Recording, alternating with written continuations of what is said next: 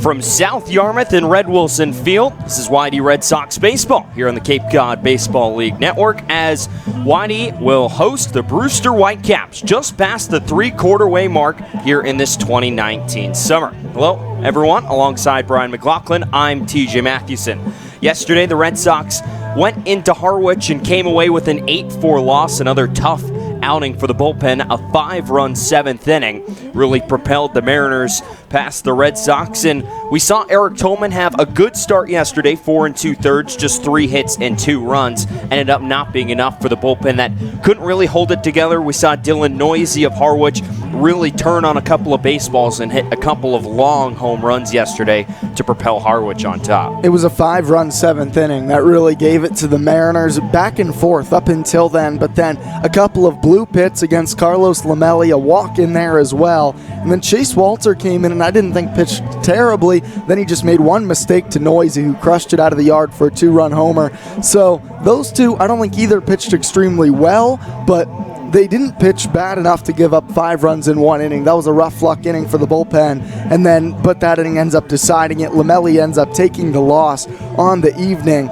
But Whitey's bullpen, again, can't quite slam the door for this team. They tried to claw it back in, but looking at yesterday, I look more at the offense and the inability to push across runs with runners on base, and that's the reason I think they ended up taking the loss yesterday. Left the bases loaded in the first inning, left 11 runners on total, and 8 of them in scoring position, and outside of a couple of solo home runs from Austin Wells and Brad Beasley, couldn't really get that big hit when they needed it. They'll turn to face a Brewster pitching staff today, which ranks near the bottom of the league in every offensive category, and they have been playing in a lot of high-scoring games recently. Their offense up in the middle-ish of the league. They can really slug it, though, but they're going to get to look at Legend Smith, who as a starter has we have no words for what he's done. 11 1/3 innings as a starter, 4 hits, no runs across 2 different starts, 9 strikeouts across 1 walk. He went 6 1/3 shutout innings against Chatham back on July 12th.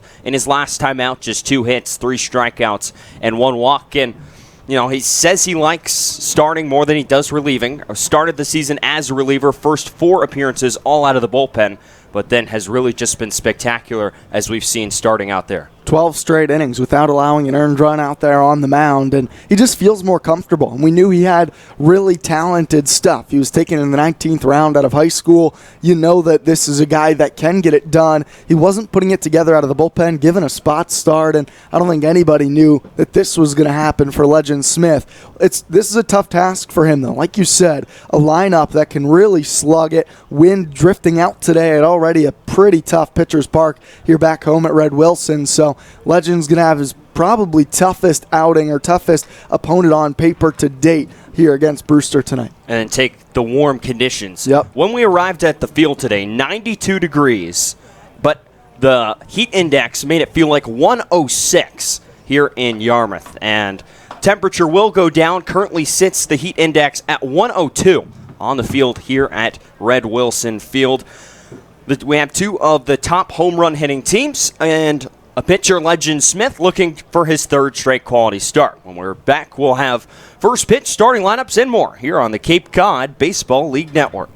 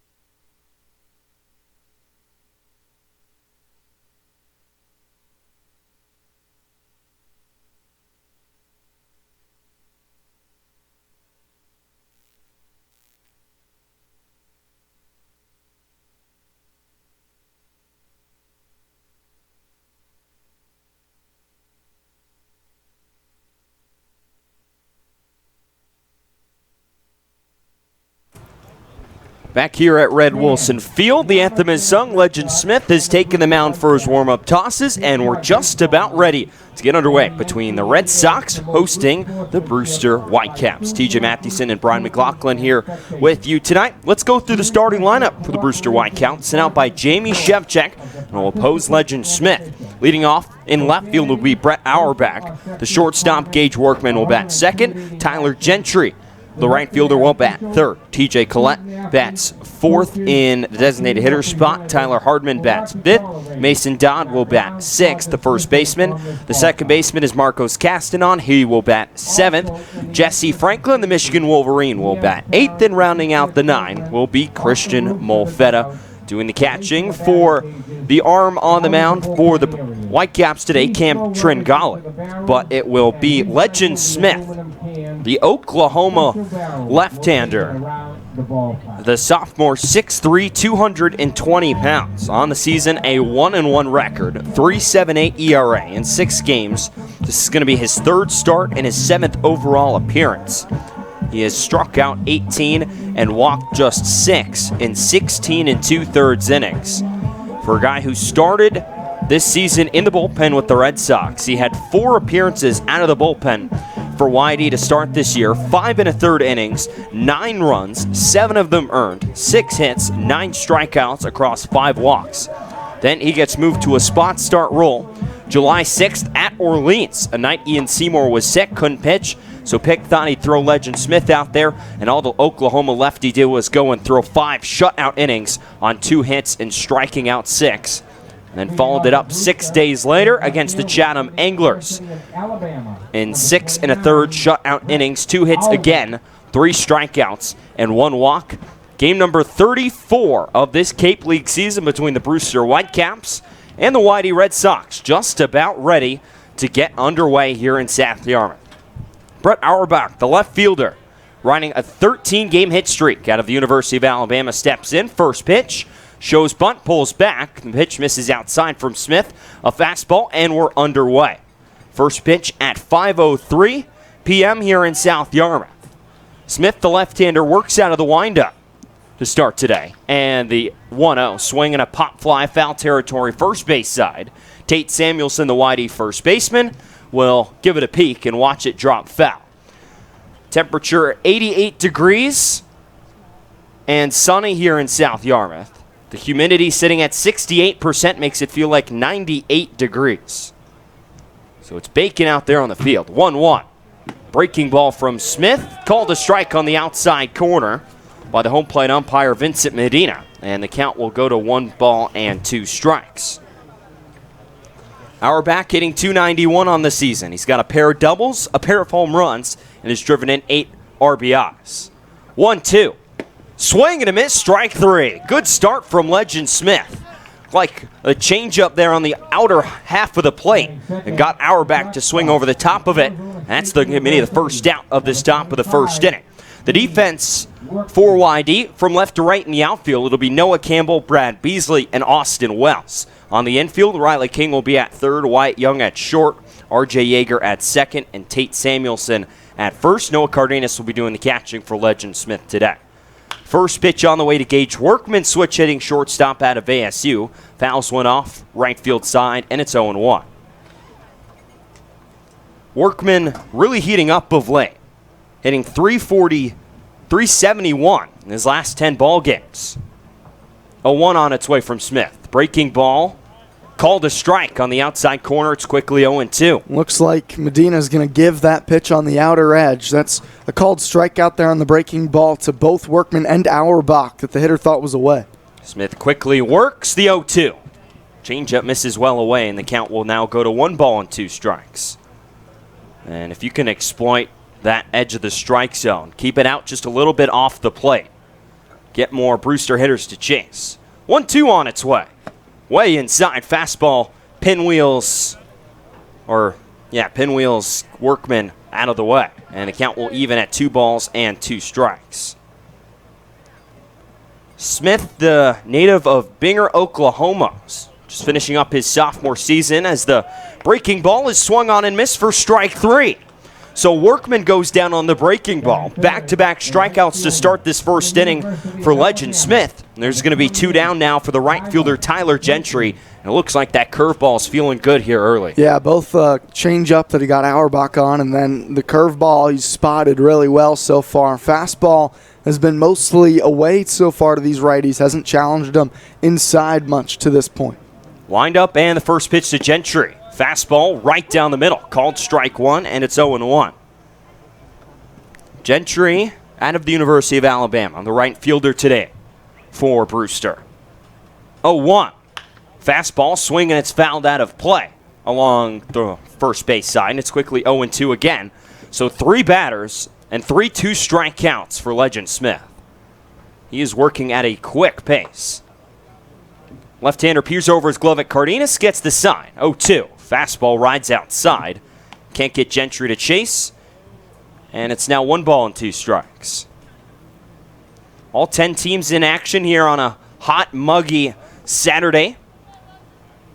1-2 on its way from Smith. Swing and a miss. Strike 3. Nice job for Legend Smith. He flashes the changeup for strikeout, his first strikeout of Brett Auerbach, uses the curveball for Gage Workman, and gets Tyler Gentry to chase the fastball high and outside and set down the Whitecaps in order. 1-2-3 in the first inning. What's the bottom of the first? Here from Red Wilson Field, the Whitecaps nothing. The Red Sox coming up here on the Cape Cod Baseball League Network.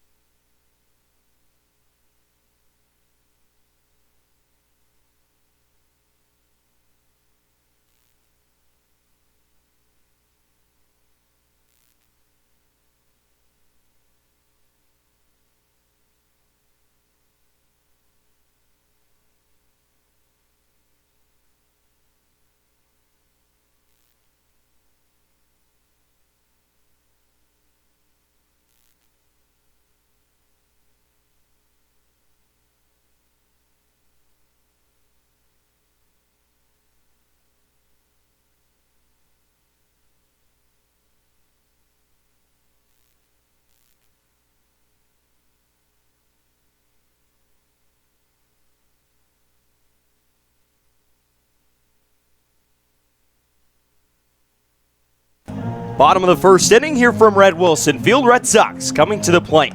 They'll face the South Carolina Gamecock Cam Tringale. Leading off for YD. The lineup sent out by Scott Pickler. Shortstop Wyatt Young will lead it off.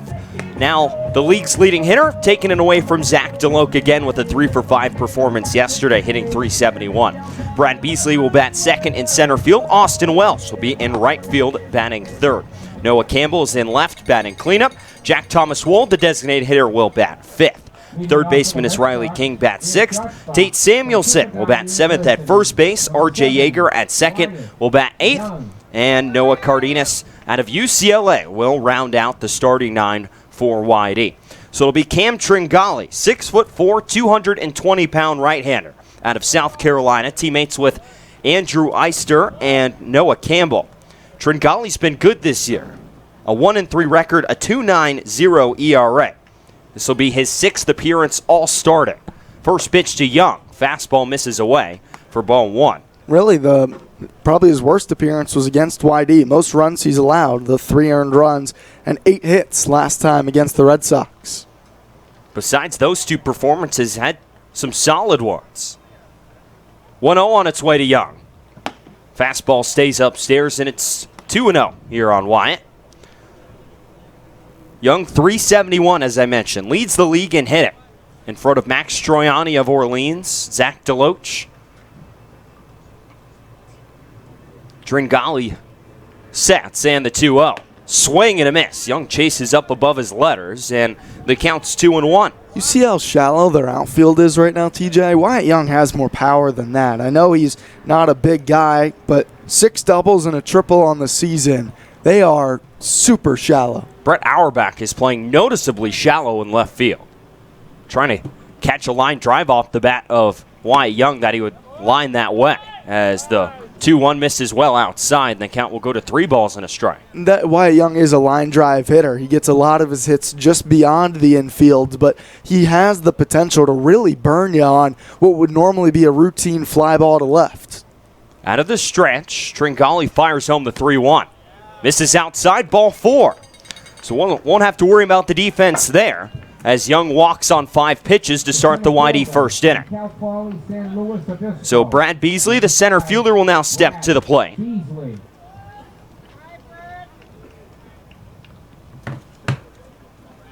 So Beasley out of Cal Poly will step in. He bats right-handed, hitting .259 on the season. And he's a .368 hitter here at Red Wilson Field. He had a home run yesterday against the Harwich Mariners. First pitch on its way from Tringali. Fastball, called a strike, and he's ahead of Beasley 0-1. Beasley's home run has only hit 1 for 5 yesterday. That solo shot, his second of the season, a no-doubter. He crushed to left field. That would tie the game up at 3 at that point. 0-1 on its way to Beasley. Swing and a pop-up on the infield, calling for it. It looks like it'll be Gage Workman settling in right outside the infield grass at the shortstop position. He's there, he'll make the catch. And that's going to be out number 1 here in the first inning. So Beasley pops up. That'll bring up Austin Wells, also homered yesterday. So Beasley's home run would tie the game at 3 in the top of the 7th inning, but before, of course, the 5-run bottom of the 7th inning, really the undoing for YD. But Wells' solo home run came back in the 5th inning, also would tie the game up. That time at 2-2 in the top of the 5th inning. Throw over to first, Young back in plenty of time. He's 5 for 7 on stolen bags this summer. But a couple of no-doubters to left field. Wells going the other way. One of his more impressive swings on the summer. Though I still feel like we're saying that with every home run. There goes Young from first. Pitch misses way outside for a ball. Throw down to second is not in time. So Wyatt Young swipes his his 6th bag of the summer, and he's on in scoring position for Austin Wells. Got a good jump over there at first. So with Young in scoring position, Whitey in general hits well with runners in scoring position. Hit .260. The real trouble comes when you have the bases loaded. Red Sox have struggled mightily with the bases packed this summer. 1-0 on its way to Wells. Fastball misses away, and it goes to 2-0 on Wells. Wells has led the charge with runners in scoring position. He's hitting .345 with 17 RBIs with men on second and third. And him and Wyatt Young are the best 2 on the team, and that's the reason they're 2 starting all-stars. And reason why Austin is 3rd in the league in RBIs. 2-0 on its way from Tringali. Fastball misses. Called a strike on the outside corner. And the count goes to 2-1. There's the edge. It's going to be a generous outside edge today, I think. We've seen that called now for both sides. So now 2-1 on Austin Wells. Austin 9th in the league in hitting, .327. He'll be suiting up the starting catcher for the Eastern Division tomorrow in Orleans. 2-1 misses well outside, and the count will go to 3 balls and 1 strike. It's going to be a really impressive showcase of talent. Whitecaps, plenty of all-stars of their own. They'll have 2 also in the home run hitting contest. DJ Collett and Tyler Hardman hitting back-to-back in the Brewster lineup here today. 3-1 on its way. Fastball misses away for ball 4. So 3 hitters that Tringali has faced. He's walked 2 of them here in the top of the first inning. That'll bring up the left fielder Noah Campbell now with 2 on and just 1 out. So Campbell, switch hitter out of South Carolina, will face his teammate Tringali. So Campbell digs into the lefty box. He's hitting .307 this summer. 3 home runs, 17 RBIs. The second-year Red Sox has a chance to put Whitey on top here in the bottom of the first. Young leads off of second, Wells off of first. First pitch to Campbell, called a strike on the outside corner. It's 0-1. It'll be Vincent Medina calling balls and strikes today behind the plate. Charlie Curcio is over on at first base, and Rick Antonio is over on at third. Tringali sets. Peeks back at Young at second. 0-1. Swinging a foul back by Campbell. And the count's 0-2. Two of the fastest guys that Whitey has to offer on the base paths. Wells has 7 steals on the summer. Young has 6. So Campbell digs back in. He's in a hole 0-2. First hitter that Tringali has gotten to this point so far. Tringali peeks back at Young at second. And the 0-2 to Campbell. Breaking ball misses well away, and the count will go to 1-2. Defense for the Whitecaps from left to right across the outfield. It's Brett Auerbach, Jesse Franklin, and Tyler Gentry. Tyler Hardman is over on at third base. Gage Workman's at short. Marcos Castanon's at second. Mason Dodd's at first. And Christian Molfetta is behind the plate. Tringali sets again at the belt. 1-2. Fastball check swing from Campbell. Actually, it'll be a foul tip back into the glove of Molfetta, and it'll be strike 3. So by the book, that's a swinging strikeout for Campbell as the fastball caught a piece of his bat on the way into the glove of Molfetta. And Campbell's retired, and that'll bring up Jack Thomas Wold, the designated hitter for Whitey today. Wold, 247 hitter this summer. 3 home runs, 5 doubles, and 16 runs driven in. Sophomore out of UNLV. First pitch, swinging a foul back, and it's 0-1 on Wold. Red Sox got this inning going. Wyatt Young walked to lead off the top of the frame. Brad Beasley then popped out to short, followed by an Austin Wells walk.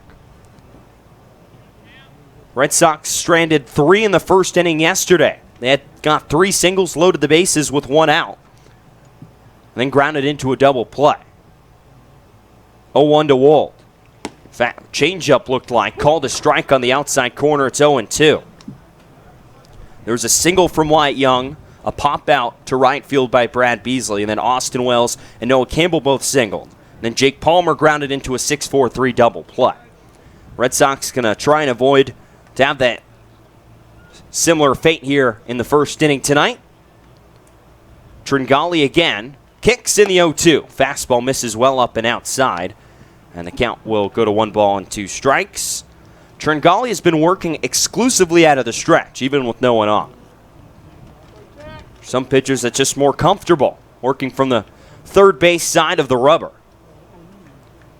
Gage Workman, the shortstop, shaded behind Wyatt Young at second base. Tringali peeks that way. Now fires home the 1-2. Swinging a line drive to center field.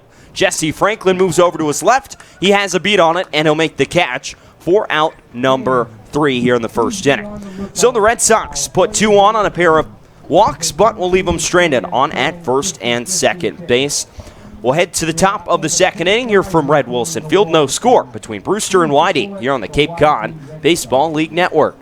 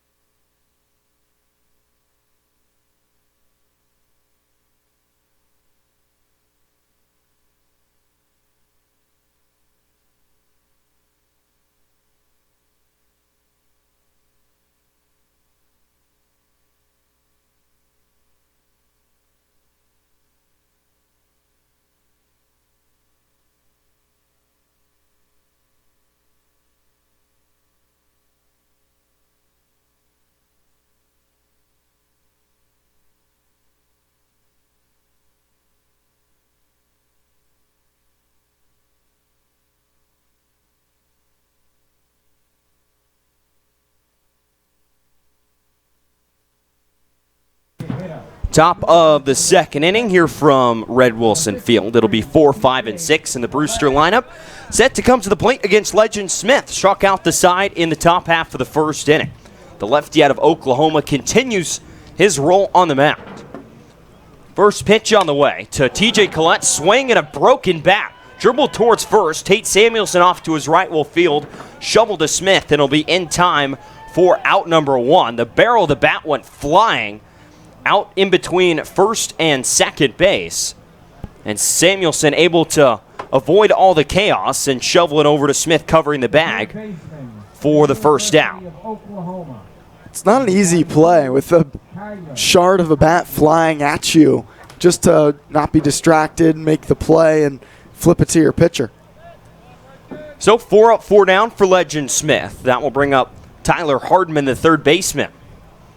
One of 2 Whitecaps participating in the home run hitting contest tomorrow. First pitch from Legend misses low, and the count's 1-0. Back-to-back in the lineup. TJ Collett, who was retired to start this top half of the second inning. And then Hardman out of the University of Oklahoma. 1-0. Swinging a line drive, dropping into right center field. Austin Wells moves over to his right, but he can't get there. It falls in for a base hit. So Hardman records the first hit of this ball game for either side as he reaches with 1 out here in the second inning. That will bring up the Belmont Abbey College product, Mason Dodd. Dodd yesterday was 0 for 3, and his stint here with Brewster is hitting .200 with a pair of doubles and a home run. Saw him on the Catuit Kettleers earlier this season. First pitch from Smith. Fastball misses low. Cardenas bobbles it for a second, but no movement from Hardman at first base. And the count's 1-0. Wyatt Young now shading up the middle for Dodd.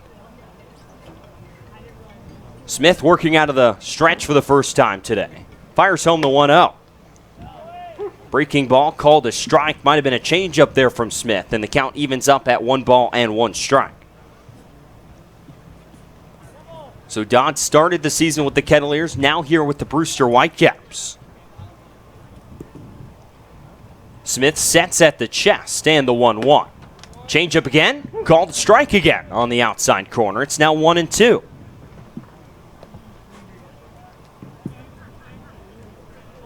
Hardman at first has yet to steal a bag this summer. Third baseman out of Oklahoma, not too speedy over there. Set by Smith. And the 1-2. Swinging a chopper straight back, foul behind home plate. And the count will stay at 1 ball and 2 strikes. So Smith, just finishing up his sophomore season at Oklahoma. 2019 season was 1-1, a 3.66 ERA in 28 games out of the bullpen. Here's the 1-2. Breaking ball bends Dodd back as he peels out of the way, and the count goes to 2 balls and 2 strikes. But has come up here to the Cape, starts in the bullpen, and now is in the rotation. Showing off the stuff with a couple of really good starts. 2-2. Breaking ball, swing and a miss, strike 3. 4th strikeout of the evening for Legend Smith. And there's now 2 down here in the second inning as he gets his second victim on the hook today. He also got Gage Workman on that pitch in the first inning. That'll bring up the second baseman out of UC Santa Barbara, Marcos Castanon. So Castanon, yesterday in the win versus Chatham, was 1 for 4 with an RBI. The .210 hitter this summer. 5 doubles, a home run, and 15 RBIs. Hardman leads off of first, not too big of a lead. First pitch from Smith, swing and a miss. Actually looked like it was a foul tip. Vincent Medina behind the plate gave the foul tip sign. Brushes one hand off the top of the other. And the count's 0-1. So Smith early, and it looks like he has all 3 of his pitches working. And is putting them where he wants to. Smith sets again. Fires home the 0-1. Fastball, called a strike at the knees, and it's 0-2. No score here between Brewster and YD. Top half of the second inning. Between the second place Red Sox and the last place Whitecaps. Brewster currently sitting 3 points out of a playoff spot behind the Harwich Mariners. 0-2 on its way. Fastball misses just off the plate. Cardenas trying to pull it back a little bit, but couldn't get the call from Medina, and it's now 1-2. We've seen A generous outside corner given so far, but Medina opted not to give that a strike. So Smith's going to try again. Count 1-2. Sets, and the 1-2. Swinging a line drive into right center field. Austin Wells moving over to his right. He's there, and he'll make the catch for out number 3. Good range from Austin Wells. His position in right field, moves well over to his right into the gap in right center and snags it for out number 3. We'll head to the bottom of the second inning here from Red Wilson Field. No score between Brewster and YD here on the Cape Cod Baseball League Network.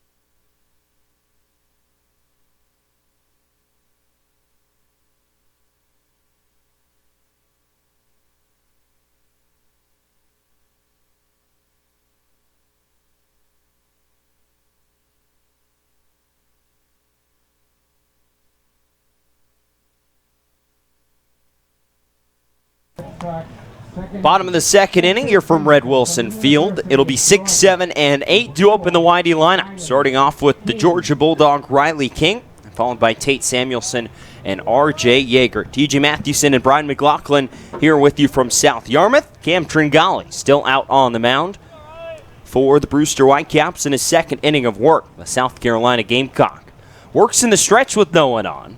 First pitch on its way to King. Fastball misses upstairs and the count's 1-0. King this summer, 6th in the league in hitting, .333, with a pair of doubles and 3 long balls to go along with 8 RBIs. 1-0 from Tringali. Fastball again brushes him back, and it goes to 2-0. Power surge has come of late for King. Starting off the season, a lot of singles, but really has started driving the ball lately. 2-0 on its way from Tringali. Fastball swinging, it's fouled off, and the count will go to 2-1. King does most of his damage versus left-handers. On the season, is hitting .455 versus left-handed arms. Significantly lower when he's facing a right-handed pitcher like he is today. SEC matchup right here. South Carolina product fires it home to the Georgia Bulldog. Fastball misses upstairs, and it's now 3-1 on King. So despite his struggles with right-handers, or I wouldn't even say struggles, but not .455. Yeah, hard to do that. 3-1 incoming. Swing, and it's fouled back, and the count will go full 3-2. Well, his power surge really started against Brewster. That 2-home run day was in a 5-3 Red Sox win over the Whitecaps back here at Red Wilson Field just over a week ago. So Brewster knows full well how Riley King's been swinging it lately. The redshirt sophomore out of Georgia, native of Lawrenceville, Georgia. Digs in from the right side. Payoff pitch. Fastball up and inside. That'll be ball 4. So the third walk of the game already for Tringali. He's walked the leadoff man in both innings so far. He walked Wyatt Young to lead off the first, and now Riley King to lead off the second inning. So that'll bring up Tate Samuelson. The first baseman out of Cal Poly was 0 for 0 yesterday and walked in the game versus Harwich. .236 hitter on the summer, a pair of doubles and 1 home run. Over at first base today for YD. King leads off. Tringali fires home the first pitch, a swing and a foul back by Samuelson, and it's 0-1. Crowd's filling up a little bit here in South Yarmouth. A lot of people opting to stay inside today. I don't blame them. Been a hot, muggy day here on Cape Cod. Temperature sitting in the 90s. The heat index up over 100. As a turn and throw to first, King a dive back in. Time. King only 1 for 2 on stolen bags this summer. But it's the humidity that'll get you out here on Cape Cod.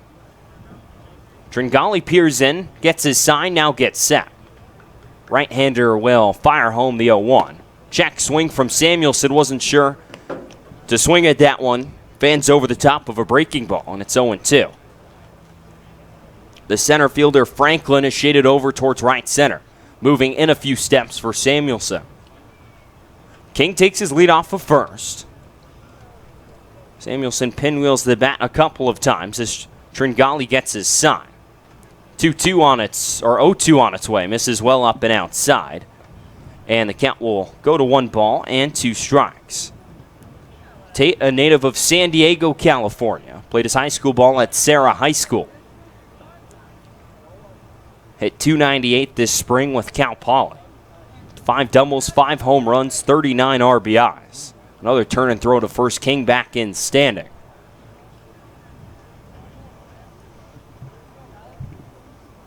So Samuelson will get back in the box. Tringali again sets.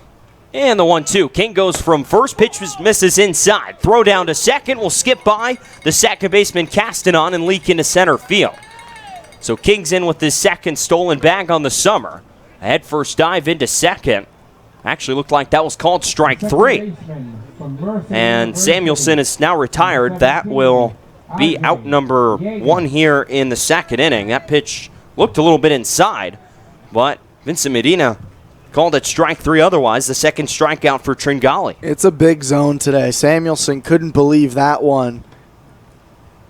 Looked on the naked eye like it was inside, but a lot of movement. First pitch to R.J. Yeager, the Mercer product, misses up and inside, and the count's 1-0. A lot of movement going on. Runners going for second. The catcher's starting to stand up and throw. And I don't think a lot of people realized it was called strike 3. You and I, it took us a second to pick that one up. And just initial reaction, thought it missed in. But the big zone, Samuelson goes down. 1-0.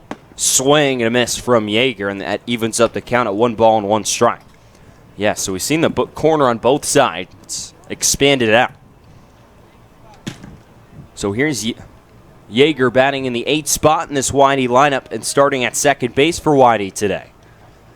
He's got a runner in scoring position, Riley King, over on at second. 1-1 to Yeager is fouled back, and the count will go to 1 ball and 2 strikes. Red Sox left a couple on in the first inning. They stranded walks from Austin Wells and Wyatt Young. Trying to avoid spoiling another free pass this Brewster Whitecaps staff has given up. A staff that has walked the second most of any Cape League team, 135. Here's the 1-2. Swing and a pop-up, foul territory behind home plate, and it will get out of play. And the count will stay at 1 ball and 2 strikes here on Yeager. Overall, both these pitching staffs have really struggled. The Red Sox are 9th in ERA. The Whitecaps are 8th. The Red Sox are 8th in batting average against. The Whitecaps are 9th out of a 10-team league. On paper, we should see some runs today. 1-2 to Yeager. Breaking ball inside, and it catches a piece of him. Right in between the 1 and the 7 on the back of the jersey of R.J. Yeager. And he'll jog down to second. Already the 4th free pass issued by Tringali here with just 1 out in the top of the bottom of the second inning. A little uncharacteristic, I think, of Tringali. Only 9 walks on the season and 5 starts coming in. Already 3 walks into hit by pitch. The command not quite there early. He hasn't been hit at all. Nobody's really touched him up yet, but a lot of traffic because of his issues with the strike zone. Pitch looked like it might have slipped out of his hand. So here's Noah Cardenas, the freshman out of UCLA, watches a first pitch miss up and outside, and the count's 1 ball and no strike. And I wouldn't be surprised if it slipped. Just standing outside today, the sweat collects everywhere, really muggy out. I would not be too surprised if that one just slipped down to the right hand of Tringali. He's behind 1-0. Pitch to Cardenas. Swinging a line drive into left field for a base hit. King had to hold up at second and make sure that the diving third baseman Hardman didn't catch it as it trickles into left field. King will advance to third. Advancing to second is R.J. Yeager. Cardenas will go to first. The first base hit of the ball game for YD. We'll load the bases with just one out for Wyatt Young and a chance here early for the Red Sox to get on top. So Young will dig in. The league's leading hitter. He walked back in the first inning to lead off the YD frame. He's hitting .400 versus right-handers this year. .375 in his last 10 ball games and .409 here at home. So the odds favor the Red Sox. And .419 with runners in scoring position. This is the guy they want up. He's been money for offense that struggles with the bases loaded. First pitch, swing and a fly ball to right field. This is backing up the right fielder Gentry. He's still going back near the fence, and he drops it as he runs into the wall. He can't make the catch. He is down on the field. 1 run comes home to score. 2 runs come home. Here is Cardenas. He'll come home to score. Still down in right field is Gentry. Wow. As we're going to have some players out there to look at it. He ran full speed into that fence in right field. A bases clearing triple for Wyatt Young. And the Red Sox are on top 3-0 in an unfortunate break there for Tyler Gentry. That ball about one hopped the wall and took a nasty spill there next to the fence. It was, I think, in and out of the glove even of Gentry. He slammed into that fence. No warning track here at Red Wilson. Wyatt Young gives it a ride down the right field line. Gentry crashes into the fence, crumples up. Tough to see what's going on all the way out there in right field, but ends up then flipping the ball into right center with his glove towards the center fielder Franklin. He then picked it up and relayed it to the infield, but all 3 Red Sox base runners end up scoring on the play. Gentry's standing up out there in right. Looks like he's trying to walk it off, but probably imagine that Brewster's going to need a new right fielder. They have somebody starting to warm up down over by their first base dugout. Maybe ran into the pole on the fence. It's possible. We can only speculate. Sitting about 400 or so feet away from that right field fence. I mean, it's a chain link fence. Not like that thing's padded. No matter where you hit it, it's going to hurt. Especially, though, like you said, it's lined with just some metal poles helping support the fence. And he might have crashed into one of those. But he's walked over towards the bullpen, sitting down now on the bullpen bench. And Brewster's going to go with a new right fielder for sure. It's going to be Duke Ellis out of Texas will take Gentry's spot in right field. So just like that, the Whitecaps lose their 3-hole hitter after a scary play in right field. So Ellis, the Texas Longhorn, will take over in right field. So Tringali's going to take a few warm-up tosses to get his arm back loose. The Red Sox are up 3-0. Bases clearing triple from Wyatt Young. A great job by Wyatt Young. I mean, that ball was hit really well out to right field. We talked about how shallow everyone was playing. You wonder if Gentry's not so shallow, if he has a better chance to settle underneath that ball near the fence instead of running straight back. But Wyatt Young able to get the job done as he has all season long and clear the bases. Didn't even look like he hit it that hard. That ball just kept carrying towards the fence. And unfortunate for Tyler Gentry, he's going to have to leave this ball game. So here's Brad Beasley. Will step in with the runner on third, and still 1 down. Red Sox up 3-0. First pitch from Tringali, swing and a miss from Beasley, and the count's 0-1. And finally, the Red Sox come through with the bases loaded. I mean, it's Wyatt Young. I feel like we have to expect him to come through the way he's been swinging it lately and just all season long. Now up to 20 RBIs in the leadoff spot. It's pretty good. 0-1. Beasley, swing and a miss, and Brad's behind 0-2. Although Brian, league's leading RBI man, Nick Gonzalez, are at least tied for the RBI lead. Bats leadoff for Katuitt. We'll see him a week from Monday at Lowell Park and tomorrow in the All-Star game. That's right. He's probably the league MVP at this moment, leading the league in every offensive category seemingly. 0-2, swing and a pop-up again on the infield for Beasley. This time the first baseman, Mason Dodd, calling for it. Right in between the pitcher's mound and home plate. He'll make the catch, and that will be the second out of the inning. But yeah, what doesn't Nick Gonzalez do? I mean, look across the stat sheet of Gonzalez. He's near the top of the league in average, doubles, triples, home runs, RBIs, walks, and he's only struck out 14 times in 115 at-bats. Leads the league in OPS by almost a full 100 points, leads the league in slugging percentage, just absolutely crushing the baseball. Here's Austin Wells with 2 outs. First pitch brushes him back and misses off the plate. It's 1-0. And we got to see him earlier on in the season, but had yet to really get it going. He was good, but I don't think any of us expected him to take off like this.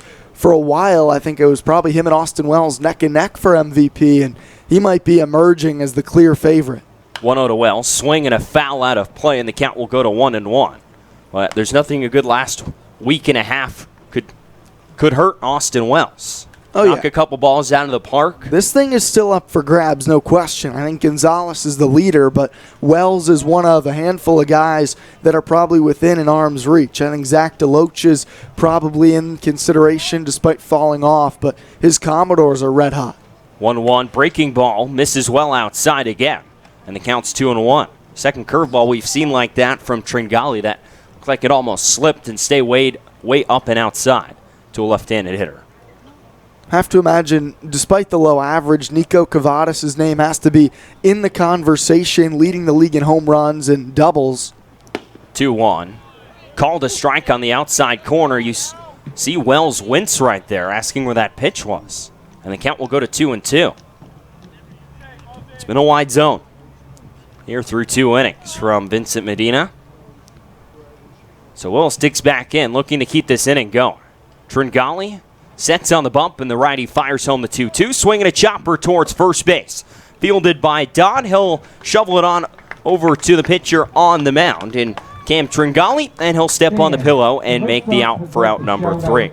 Red Sox catch in on a 3-run triple from Wyatt Young and take the lead 3-0 as we head to the top of the 3rd inning here from Red Wilson Field. You're listening to YD Red Sox Baseball on the Cape Cod Baseball League Network.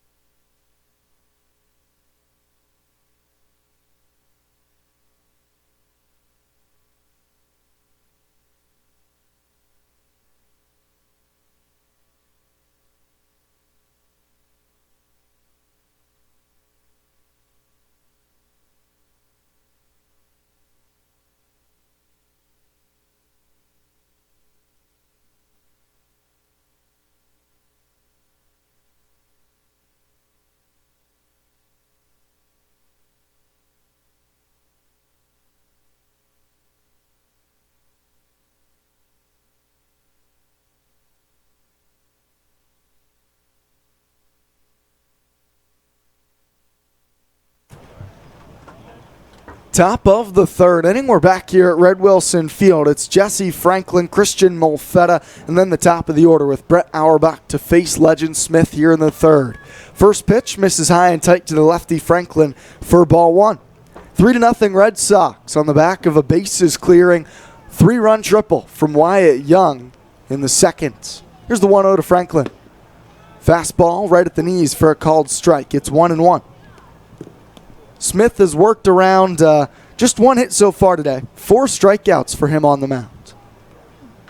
The wind from Smith. Now the 1-1 to Franklin. Ground ball, right side. That's the shortstop, Wyatt Young, in the shift. Gloves, sidearms to first in time, and they get Jesse Franklin.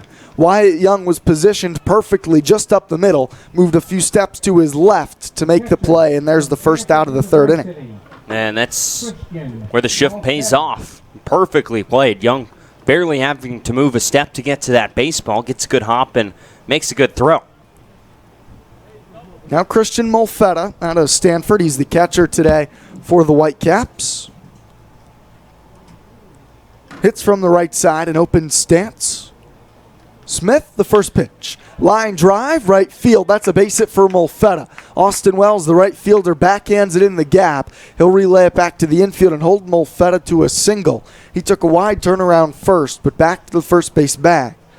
Second one-out single of the day for the Whitecaps, and Molfetta rolls it over to the top of the lineup and Brett Auerbach. Auerbach has been red hot. A 13-game hitting streak. That's the longest of anyone in the Cape League on the season. A .291 hitter on the year. But that average has risen throughout this hot stretch he's been on. First pitch. Breaking ball, called strike. 0-1 to Auerbach. He hits from the right side. Went down swinging on a Legend Smith changeup to lead off the game in the first. Infield at double play depth. King even with the bag at third base. The 0-1. Another curve ball.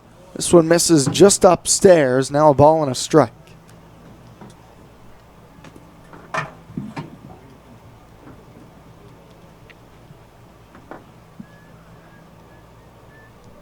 Molfetta, average lead over there at first. The 1-1. Soft bouncer right side. Yeager moves to his left. The second baseman sidearms to first, and they get Auerbach. No play at second for R.J. Yeager. Showed nice range moving to his left, and Auerbach is the second out here in the third, but a man in scoring position and 2 down for Gage Workman.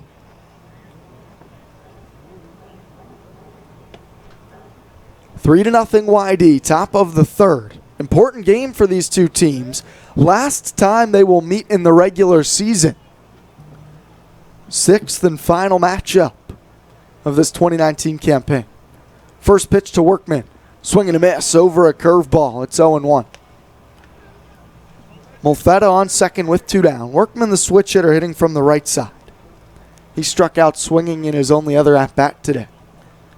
Brewster trying to claw back out of the cellar. They're in last place in the Eastern Division. The 0-1.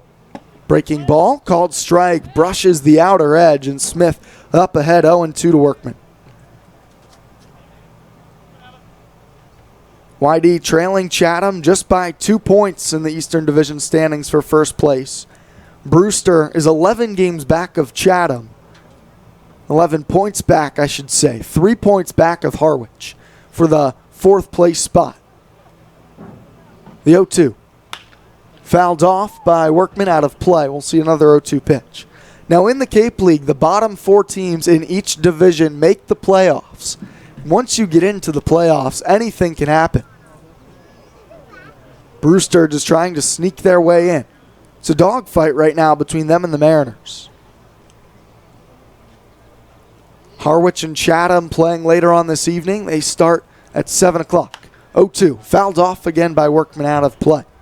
And no better example than last season Red Sox, #1 overall seed in the whole Cape League, coming in to face the Brewster Whitecaps, who they had more than double the points of last year and end up falling. Swept, in fact, in 2 games. A little bit more parity, it seems, this year in the Cape League. 0-2. Curveball, sharply hit through the left side, a base hit. Molfetta's churning around third. He's going to cross home plate easily, and Brewster's on the board. It's a 2-out RBI knock for Gage Workman. 3-1, YD leads it. That's the first earned run against Legend Smith in almost 15 innings on the mound. Then the first run he's given up as a starter. That's just a good job of hitting the breaking ball by Gage Workman. Been one of the hottest hitters for Brewster, and especially swinging from that right side. A curveball from Smith has been so good today. He's had great control of it that time, left it right in the middle of the plate. And Workman, after striking out on that pitch in the first inning, cashes in here in the third. 15th RBI on the season for Workman. First pitch to Duke Ellis, misses low for ball one on a fastball. Ellis, the left-handed hitting outfielder, in for Tyler Gentry, who started this game in right. Gentry collided with the right field wall last inning in the second on a Wyatt Young triple and had to exit the ball game. The 1-0 to Ellis. Fastball called strike on the inside corner. 3-1, YD on top over Brewster. Two high-scoring offenses, third and fourth in the Cape League in runs, respectively. YD third, Brewster fourth. Here's the 1-1. Ellis takes a called strike right on the inside part of the plate. Wide zone today from home plate umpire Vincent Medina. He's been calling it almost from batter's box to batter's box really consistently. Batters starting to make some adjustments. A ball and 2 strikes, 2 down. Workman leads from first. Smith to the plate. Breaking ball, called strike 3. Ellis goes down looking, but Brewster gets one back in the third on a couple of hits. No errors. The Whitecaps leave one. 3-1. YD through 2 and a half. Campbell, Wold, and King to the plate. When we return, this is Red Sox baseball on the Cape Cod Baseball League Network.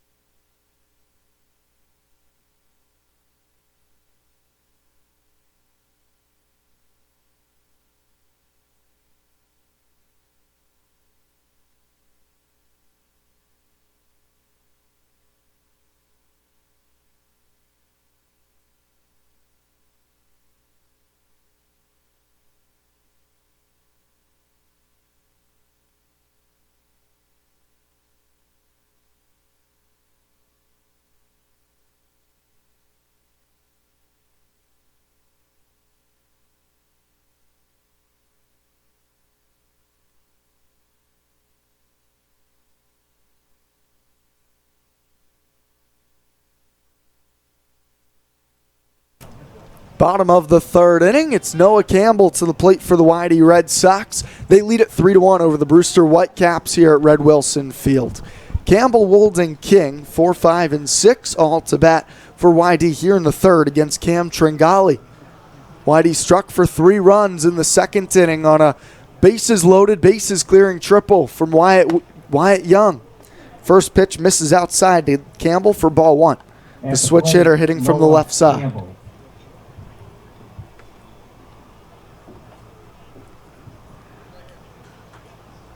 Here's the 1-0. Campbell drives it. That's deep in the air to left. That's chasing back Brett Auerbach. He's running towards the fence, and he makes an over-the-shoulder catch. Auerbach chased deep into left field, moving a bit on an angle towards left center. Campbell gave it a ride, but allowed first out here in the third. We've yet to really see the opposite field power for Noah. He gives it his best shot right there. Looks like he hit it pretty solidly, but good range by Auerbach in left field to snag that one going back to his left. One down now for Jack Thomas Wolds, designated hitter tonight from UNLV. First pitch to the lefty. Swing and a foul tip into the glove of Molfetta for strike 1. Wold flew out to center field and Jesse Franklin in the first and stranded 2 runners for the Red Sox. Amidst a 3-game hitting streak for Wolds. The 0-1. Fastball called strike on the low and outside corner.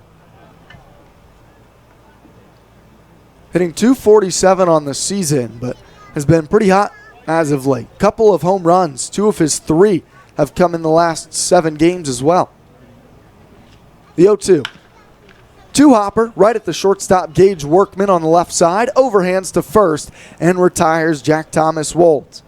2 quick outs in the third from Tringali on the mound. The third baseman from the University of Georgia, Riley King. Riley King to the plate with 2 outs for the Red Sox. He walked and scored last inning on the Wyatt Young triple.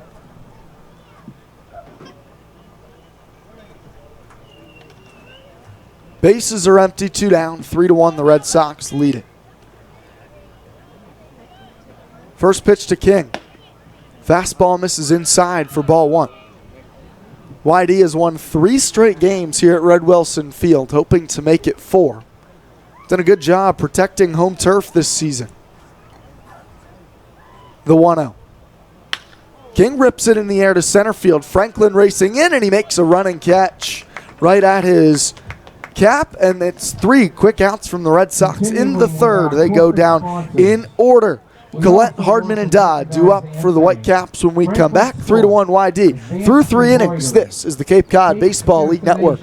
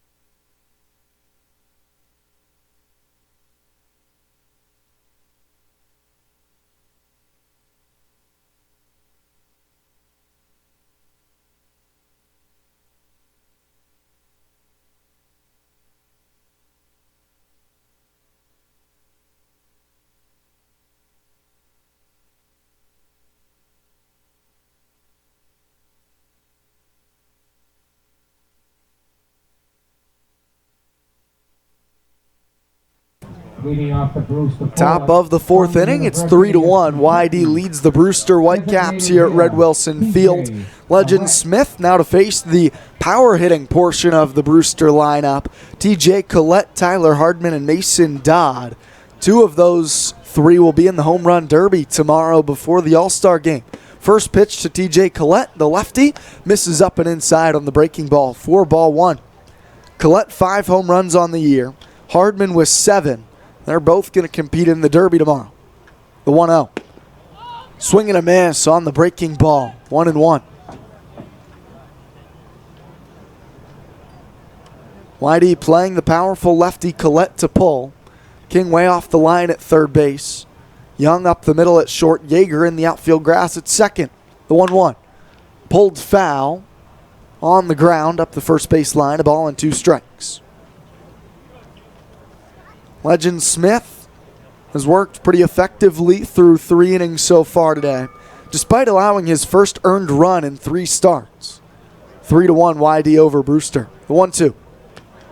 Fastball inside, and it hits Collett right around the shoulder. Looked like he started the swing in a little bit of pain. Checked his swing down to first. He's not happy with that pitch, I think mostly because he was looking curveball. And now Scott Pickler out to have a conversation with the home plate umpire, Vincent Medina. Looked like he swung. It was an awkward play. I think that Collett was reading curveball, so he almost squared up to the mound with his shoulders. Makes the target wider. Yeah, and hit him with a dull thud. He's down at first base with a hit by pitch from Legend Smith. The third baseman from the University Awkward of play. Oklahoma. A man on first, nobody down now to begin the fourth for the Whitecaps. They trail by 2. Tyler Hardman now to the plate. He singled against his Oklahoma Sooner teammate in the 2nd inning. Smith to Hardman. Legend will be from the stretch here as he deals to Hardman with nobody down. Collett looks to be okay. He's on first. First pitch, swing and a miss to Hardman. 0-1. Whitey's staff has struggled on the season against these Whitecaps. They've given up in 5 games 7 runs, 2 runs, 13, 7 again, and then 3 last time out. The 0-1. Breaking ball rolled slowly up the third base line. That's going to trickle foul. 0-2 now to Hardman. That's 6.4 runs a game allowed from this Whitey staff against Brewster. But it's almost just, what the season has been for the pitching staff. Very up and down. Yeah, you'll take 2 and 3 runs allowed. It's the 2 times you allowed 7 and the 1 time you gave up 13 that has hurt Whitey. 3-1 here today. Legend Smith has done well so far. 0-2 to Hardman. The pitch. Fastball buzzes outside for ball 1. Smith at just under 50 pitches, 49 so far after that ball to Hardman. Nobody down here in the 4th. Smith comes set. The 1-2. Crushed foul out of play to right field from Hardman. Another 1-2 pitch here from Legend Smith. He's struck out 5 through 3. Has sprinkled 3 hits throughout the 3 innings. Only the 1 free pass, and that's the hit by pitch that just occurred to TJ Collett.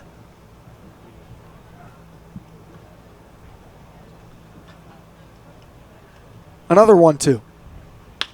Line drive. That's going to get down into the left center gap for a hit.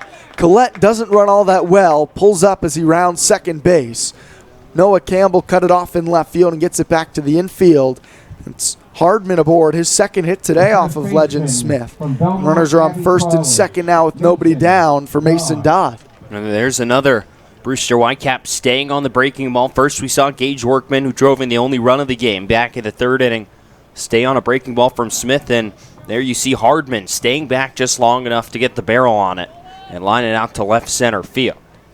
And again, the curveball hung right in the middle of the plate, allowing for Brewster to get its best when it starts off around the belt and just dives out of the strike zone. Lefty here, Smith to Dodd. First pitch, ripped, jumping catch, Tate Samuelson throws to second, they double off Collett. Tate Samuelson, a leaping grab at first, probably robbing an RBI and extra bases from Dodd, and turns it into a twin killing. Great play by Tate Samuelson. Wow, he was fully extended up in the air to snag that one. That one gets past him. It's trouble going down the right field line, and potentially both runs come home to score, and this is a tie ball game. Instead, Tate able to extend that frame up there, snag that one, and then perfectly pick off Collett at second base. 6'2" at first base is Tate Samuelson. First pitch number, a backhanded dive by Samuelson off the bat of Castanon, and Samuelson does it himself. Steps on the first base bag.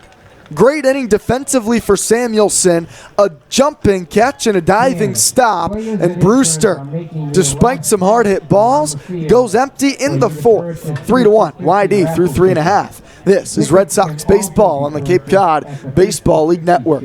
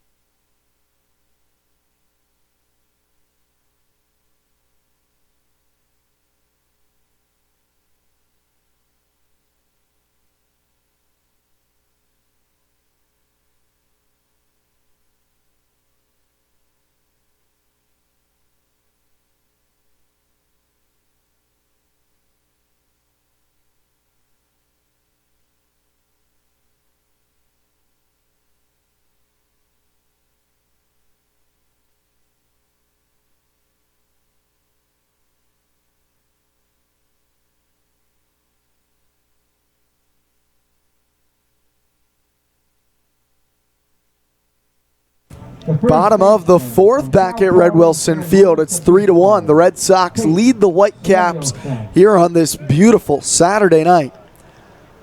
Sometimes when you make a great play in the field, it always seems like you lead off the next inning. That's the case here with Tate Samuelson. It's Samuelson, Yeager, and Cardenas. First pitch to Samuelson, a sharp one-hopper, backing up the shortstop Workman. Long throw to first, and he gets Tate Samuelson for the first out here in the fourth. Nice stop by Workman. Samuelson not even giving us any time to talk about him. Just made two spectacular defensive plays in the field for YD, and he bounces out on the first pitch of the fourth inning. And hunting a first pitch fastball right there. He gets it. He hits it really hard, just unfortunately right at Gage Workman, who gets a nice hop right to his chest and then makes the throw over to first.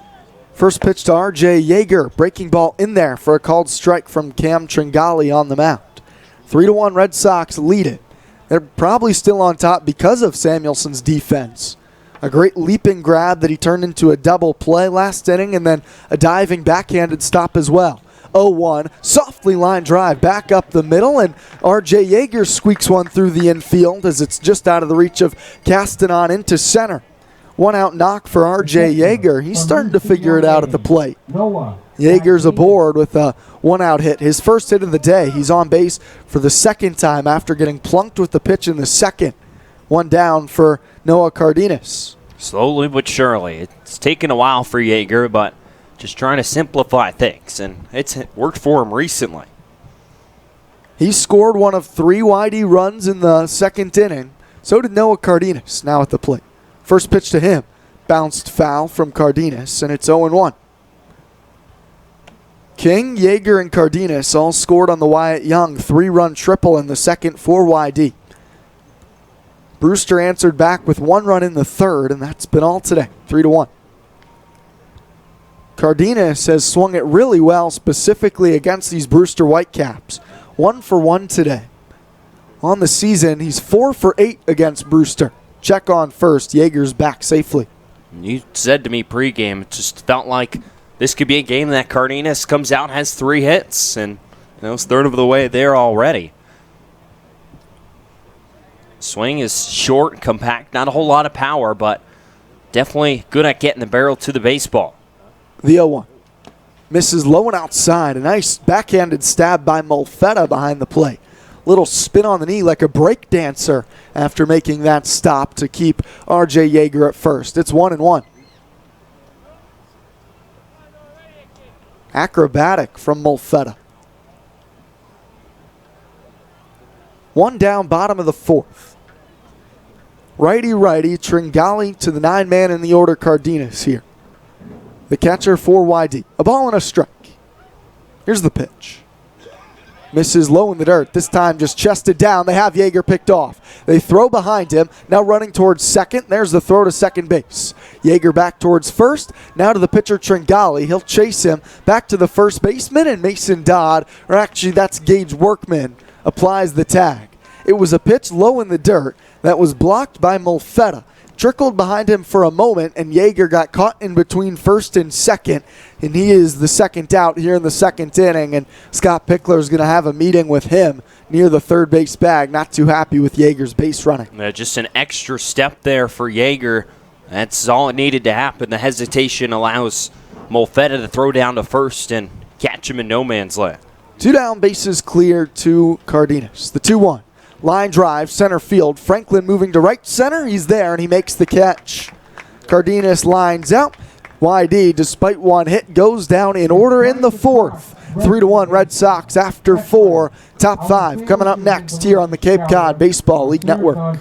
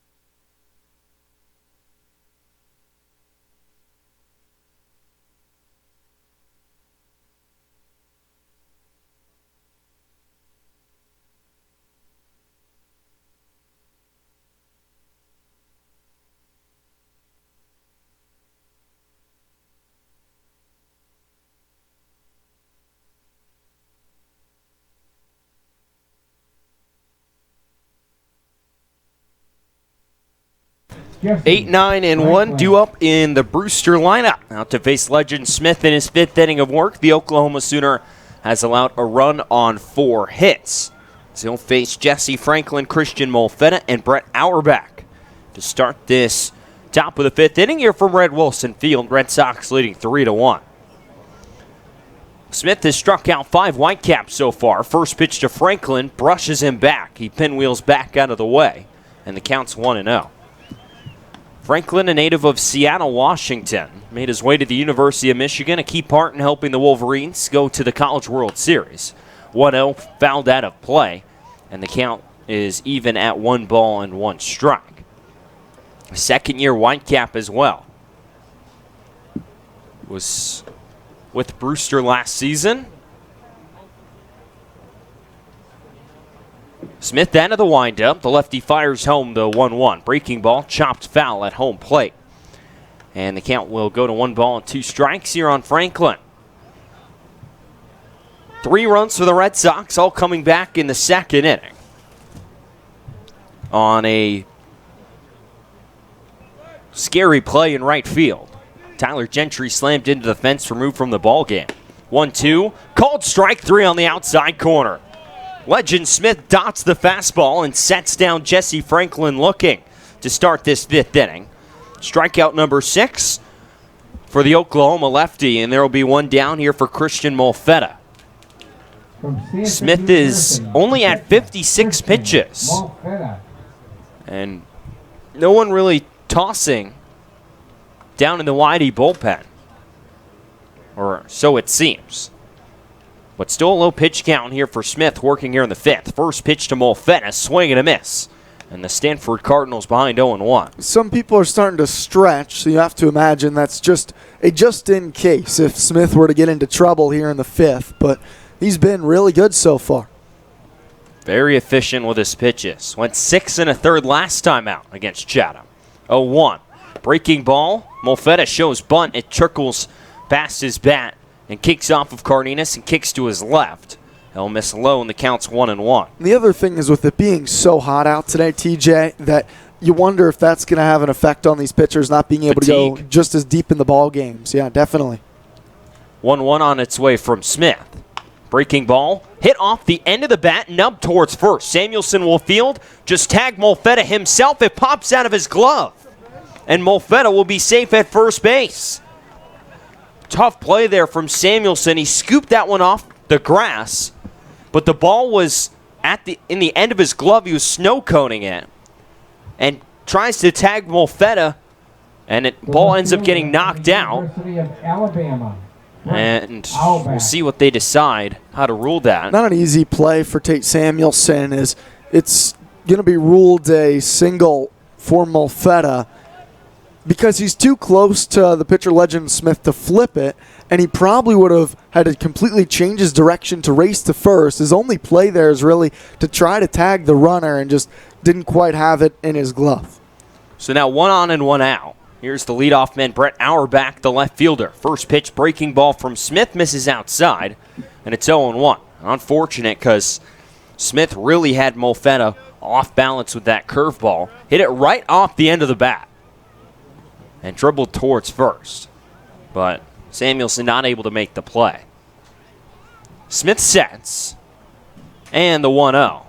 Fastball catches the strike zone, and it goes to 1-1. 3-1 Red Sox here in the top of the 5th inning at Red Wilson Field. Matchup between second and last in the Eastern Division. Whitecaps 3 games out of a playoff spot as of right now. Here in Game 34 for Whitey. 1-1. Fastball called a strike on the outside corner, and it's now 1-2. So Chatham right now in first place with 40 points. Whitey in second with 38. Orleans in third with 35. Harwich in 4th with 32, and Brewster with 29 in last place in the Eastern Division. Set from Smith, and the 1-2. Breaking ball fouled back, and the count will stay at 1 ball and 2 strikes. Whitecaps beat Chatham yesterday 9-1, and if the Red Sox were able to take care of business at White House Field, would have been within a point of Harwich. Instead, The Mariners came out strong in the bottom half of the 7th and took the game 8-4 against Whitey. 1-2 from Smith. Breaking ball, swinging, it's fouled out of play on the first base side. And the count will stay at 1-2 again. The Eastern Division, top to bottom, separated by 11 points. Not the same in the West. Hyannis Harbor Hawks, just 13 points, officially helped the Katuitt Kettleers clinch a playoff spot just yesterday with their win in Hyannis. 1-2 from Smith. Breaking ball, swinging a line drive into left field past Wyatt Young for a base hit. Campbell will snag it and get it back in. A one-out base hit, back-to-back knocks by the Whitecaps. Has put runners on at first and second here in the 5th against Smith, then that will bring up Gage Workman. That's going to get somebody throwing a little bit down in the Red Sox bullpen. Might be Oscar Carvajal starting to toss for the Red Sox. So here's Workman. Switch hitter batting right-handed is 1 for 2. He struck out in the first inning against Smith and then drove in the only run of the game for Brewster back in the 3rd. First pitch from Smith, breaking ball misses low, and it's now 1-0. But we've now seen a couple of Whitecaps stay back on that breaking ball and line it for base hits. So Smith going to have to locate in a different spot. 1-0 here on Workman. Molfetta over on at second. Auerbach at first. Auerbach's the tying run. And the 1-0. Swinging a fly ball to right field. Austin Wells chasing back towards the fence. He's got it. He makes the catch about a foot in front of the fence. The runner off of first was tagging in Auerbach. He thought as he's called safe at first, he thought the runner at second, Molfetta. He thought Molfetta was going to go to third. Molfetta didn't go. He's 3/4 of the way in between first and second. Had to race back to first, and he's called safe. Tate Samuelson can't believe it. Tough angle for us, but it sure looked like Tate had the tag pretty clearly laid down on Auerbach from our angle. As Auerbach slid back in head first. That's actually the third base umpire, Rick Antonio, making that call because Charlie Curcio has the call in right field on the catch. So then behind the play, that's Antonio making that call. Pick can't believe it. I don't know if Antonio can ask for help, but Samuelson pretty clearly laid the tag on Auerbach. I think Antonio missed that one. That hurts Legend Smith. Now runners on the corners, and they can't capitalize on the base running blunder of the Whitecaps and their runners on first and third when going back to tag up on the play was the original runner, Molfetta. He would not have been able to advance to third. So that's a big missed call. So now runners on the corners with 2 outs. Can't take away from Austin Wells on that. He made a spectacular catch in right field. Yeah, shouldn't be forgotten. His athleticism remains on display. Cardenas out to give the signs on with runners on at first and third. So Smith going to have to work out of a pickle. Instead of an inning-ending double play, he's going to have to face Duke Ellis batting for the first time here in the 5th inning. Ellis, the Texas Longhorn, bats left-handed against the lefty Smith.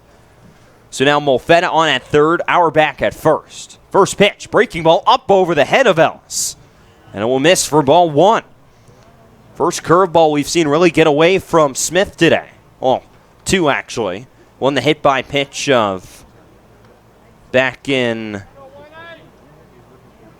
the third, lead off the 4th inning with TJ Collett.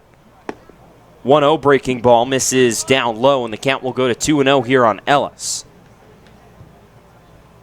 Ellis, the junior at Texas. 6'2", 175 pounds. Hitting 230 at-bats for Brewster this summer. 2-0 on its way from Smith. Fastball spiked in the dirt, scooped out by Cardenas, and it's now 3-0. 3-1 YD here in the top of the 5th. Legend Smith in all sorts of trouble. He's got Ellis at the plate. Molfetta on at third. Auerbach at first. They're the tying runs on base.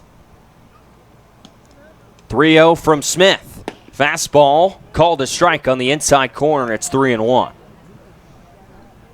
So with the missed call over on at first on that crazy sequence, Austin Wells making the catch and right. Auerbach getting tied up at first. Some confusion between the two base runners. Gets tagged out, but called safe by Rick Antonio. And the inning continues. 3-1. Fastball misses low for ball 4. So Smith walks Ellis. And that will bring up TJ Collett with the bases loaded and 2 outs here in the 5th inning, and a big, big at-bat here for Brewster and Legend Smith. So Auerbach will move to second, Ellis at first. Good speed on at first and second. Molfetta on at third, the backstop for Brewster. It'll be Collett, who is 0 for 1 today. Was hit by a pitch back in the 4th. Smith sets. Rocks and fires the first pitch, swinging a chopper foul up the first base side. Samuelson gave it a look off to his left, but watched it go foul, and it's 0-1.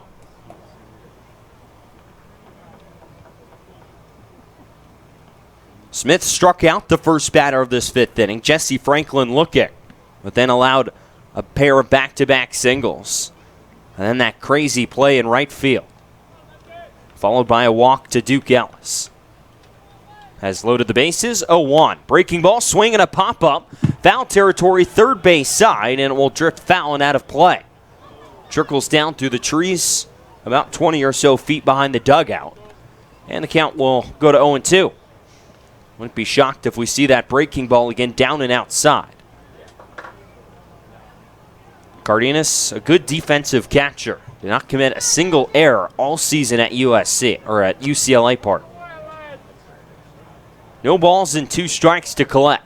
Smith sets, and the lefty's 0-2. Swing and a high fly ball to center field. Beasley shows his numbers, looks up, and that one is gone. 0-2 breaking ball, and Collett doesn't miss it.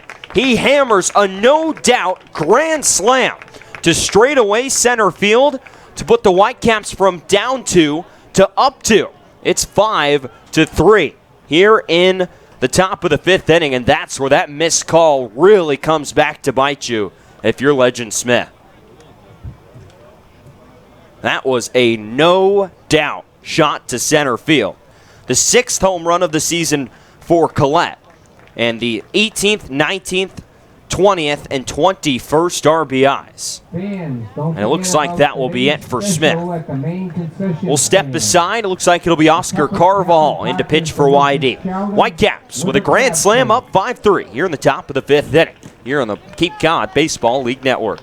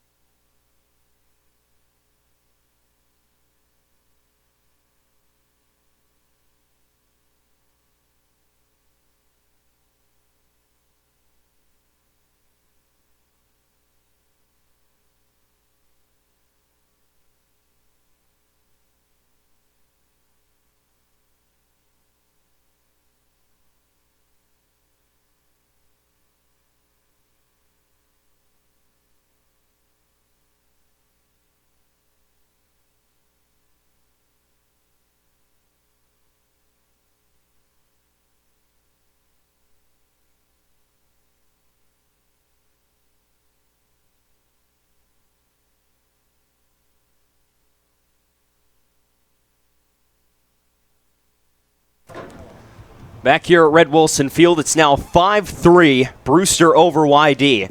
A grand slam from TJ Collett has chased Legend Smith. It's now the Fresno State product, Oscar Carvajal. Fires a first pitch fastball in the outside corner. No balls and a strike. So the final line on Legend Smith, 4 2/3, 7 hits, 5 runs. All of them earned a walk and 6 strikeouts. But a blown call really sealed his night and made that line look a lot worse than he actually pitches. The 0-1 misses outside, 1-1 the count. I was going to say 5 runs with an asterisk because Should be 1. That would have ended the inning. The play where Tate Samuelson looked like he for sure had a base runner tagged out at first. 1-1, swinging a line drive out to left center field. Campbell got a bad read on it, and it drops in front of him for a base hit. So Noah out in left field today. Was moving over to his left, misread the ball, and it drops in front of him. Yeah, he got caught in between there. Hard hit ball from Hardman. Noah wasn't sure whether to come in and charge and make the catch. Looked like it would have hung up for him to do so, but not quite comfortable out there. Campbell's a great athlete, but that's a play I think that if he's a little more comfortable, he trusts himself to come in and make the running grab. So here's Mason Dodd, the first baseman. First pitch from Carvajal, swing and a miss, pretty breaking ball there. And it's 0-1.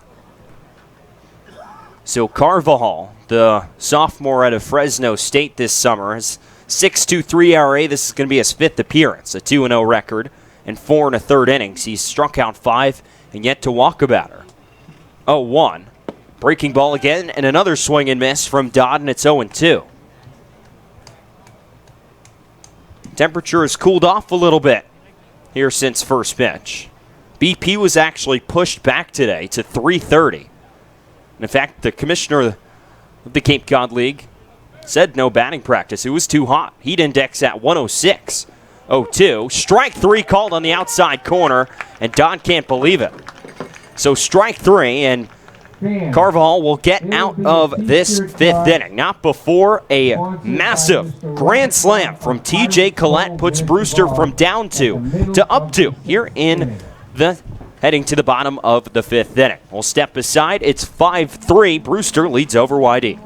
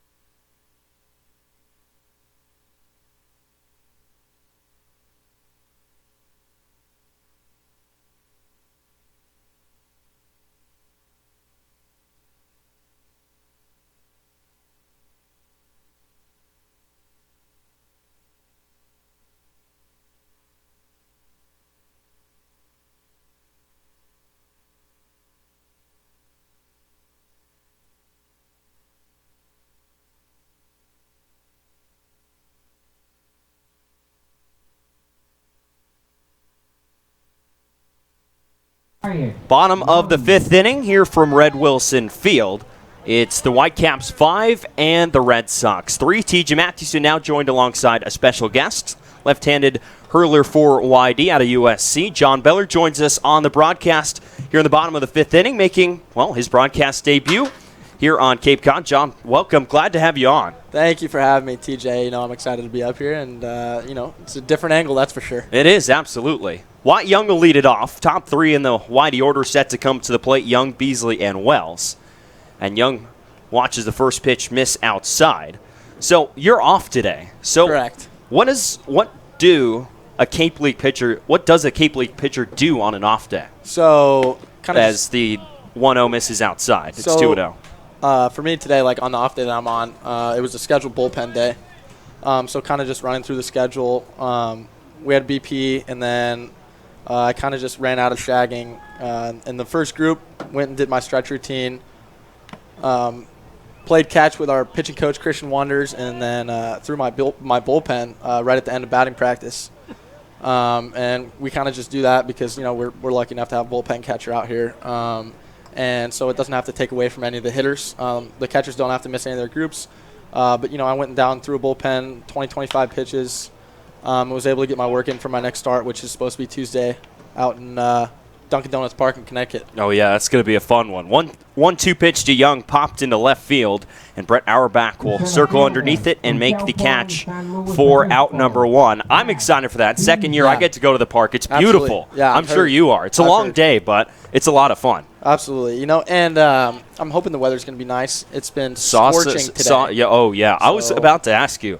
That bullpen must have been a workout in itself today. Oh, my gosh. I was ready to pass out by the end of that thing. I came in, chugged about a half a gallon of water. But first pitch to Beasley fell back. It was a grind. So I can't even believe these guys are out here playing. These guys for YD out here giving their all, and same goes for Brewster, and it's probably the same around the league. I know the perceived heat is up at like 104, 105 all day. Yeah, I think it was 106 when I got to the ballpark today. It's toasty. Better. Yeah, it's unbelievable. 0-1 to Beasley. Breaking ball called a strike, and it's 0-2. Well, I go to ASU. You go to USC. So we've seen some heat. Right. It's just different out here. Totally. The humidity. You step outside, and all of a sudden, everything is just sticky. Right. It's just not something I'm used to.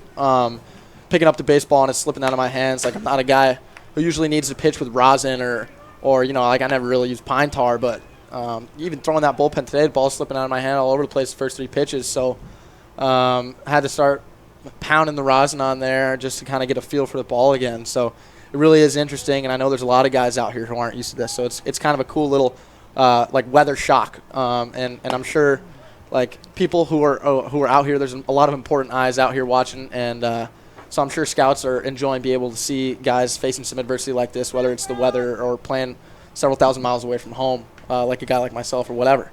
So at USC, I've had the luxury of being at USC during the spring as Beasley turns on the 0-2, lines it down the left field line, but it will get just foul inside the foul line, and the count will stay 0-2. But I've never gotten the luxury of going to LA during the spring. Does it get that hot? I know in Phoenix it does. So we kind of have a weird dynamic with the weather at USC. The months of January and February will just be like 58 degrees during our ball games. Perfect. So it's like, you got a jacket on if you're not in the game, but once you're in, it's like you got the juices flowing, you feel good. And then all of a sudden, like late March through the rest of the season, the sun just decides to wake back up, and everyone's just dying. And but it's a dry heat. Like I said, it's totally different. Dry heat. Dry heat, I'd say 106 today, which was the heat index. Dry heat, easy. Just stand in the shade. Absolutely. And, you just even after my bullpen today, I couldn't stop sweating. So absolutely, you just have to be hydrating all the time, and it's easy to forget. Oh, absolutely, and just no matter where you walk, shade or sun, the air is just hot, and it's everywhere. There hasn't been much of a breeze today, so No. it's been a grind. But a lot of fun. Need to get a little closer to the beach. Yeah, would have been a great beach day. Yeah, exactly. Running out of off days though. Oh, I know. Well, no off days. 2-2 to Beasley, swinging a pop up. Foul territory behind home plate. Molfetta will go off to his left and watch it get out of play. But it's been a wild summer in terms of off days. Haven't really had any. We spent all of them in the second week of the season. Right. I'm pretty sure the last off day that we had was actually a Thursday in what must have been the third week of the season. But that Thursday was the Fenway Park day. Yeah. So although is that even an off day? Right. Although it was an off day from baseball or from games, it wasn't an off day from baseball. We were still at Fenway Park. Unbelievable experience. We were able to go get some work in front of some scouts, and hitters were, lucky. Got to put some balls out over the Green Monster. It was a lot of fun. And just being there, overall, amazing experience. So, trade an off day for that anytime. And, speaking of batting practice for you guys have gotten a couple of rounds of batting practice with the shoutouts. I got to say, I'm disappointed with the lack of home runs here at the small ballpark. Yeah, I know. You would think we'd be able to put more balls out, but unfortunately, it just doesn't go that way when most of us haven't swung a bat. And Beasley rips a ball into left. Yeah, a nice turn there for Beasley. Works the count back from 0-2. Jumps on a high fastball, lines it to left field, and he'll park at second with a one-out double. Yeah, Beasley's a guy who's really picked it up lately. He's gotten hot over the past week or so. he had a little bit of a slow start out here with us, and you know, all of us guys, we knew he was a returner. He played here last year, so we always helps. Yeah, exactly. We always had confidence that he was going to be able to get it going. He plays a really strong defense, and just like that right there, it was a 2-strike at bat, and he was able to still get a pitch that he wanted and hit a hard line drive over the third baseman's head for a double. Have you been able to take something specifically away from the guys who've come back for their second season? You know, I think the one thing that I've been able to take away, like from guys like Beasley or Noah, is don't let the moment like get too big. You know, every time I go out there, there's like I mentioned earlier, there's a lot of big eyes watching. Like there's a lot of important people that all the scouts. Exactly. You're staring right at them on the mound. Absolutely. So we're looking to impress whoever we can out here, and you know, the one thing that these guys like Noah Campbell and Brad Beasley are preaching is, look, at the end of the day, it's just a game of baseball. Like, you're here for a reason. You wouldn't be here if you hadn't proven yourself already. So really just want to go out there and emphasize just doing what you know how to do already. And a lot of guys come out here and get caught up in velo, whatever. So if you're 90-92, be that 90-92 around the zone with your plus off-speed stuff or whatever it may be. Don't try to be 93-94 just for that one day, just to please who you think you might be trying to please. So, you know, that's I think it goes a long way for a lot of guys, because when guys stay within themselves and do whatever they can, like that's gotten them here, it's going to translate. Yeah, it's going to translate. I'm sure. I'm still waiting for you to break the 92 out of your back pocket. Oh, geez, you know, that might be a long time coming. So pitching change. Cam Tringali's evening is done. 4 1/3 innings, 4 hits, 3 runs, 3 walks, and 2 strikeouts. And he'll give way to Peyton Alford, left-handed thrower out of Virginia Tech. Brewster naturally going with the left-on-left matchup here with Wells coming up to bat. The thing about Wells, I was looking at it today, he's almost dead even right-left. Right. Dead even. Yep. Doesn't matter. What have you been able to take away watching him hit? It's something special. Well, you know what? He's a guy who is really amazing at not getting caught up in his at-bats. So he comes in, like say he strikes out and makes a fool of himself. He'll come in, he'll be angry for his 10, 15 seconds, but then he'll get back behind the dish and like it never even happened. And the next AB, he's right back up there, hungry to get it going again. And you know, he's a guy who's able to create a lot of success for himself. He's got a pretty swing from the left side, and he's got a gun from behind the plate. But I feel like one of the main reasons he's able to have so much continuous success is that level of confidence. He's got like a demeanor that you just can't take away from him. Even the way he walks up to the plate, it's like, all right, this is a force to be reckoned with. If I throw a pitch like that's a mistake, he's going to do some damage. So he's the tying run at the plate. Brad Beasley at second.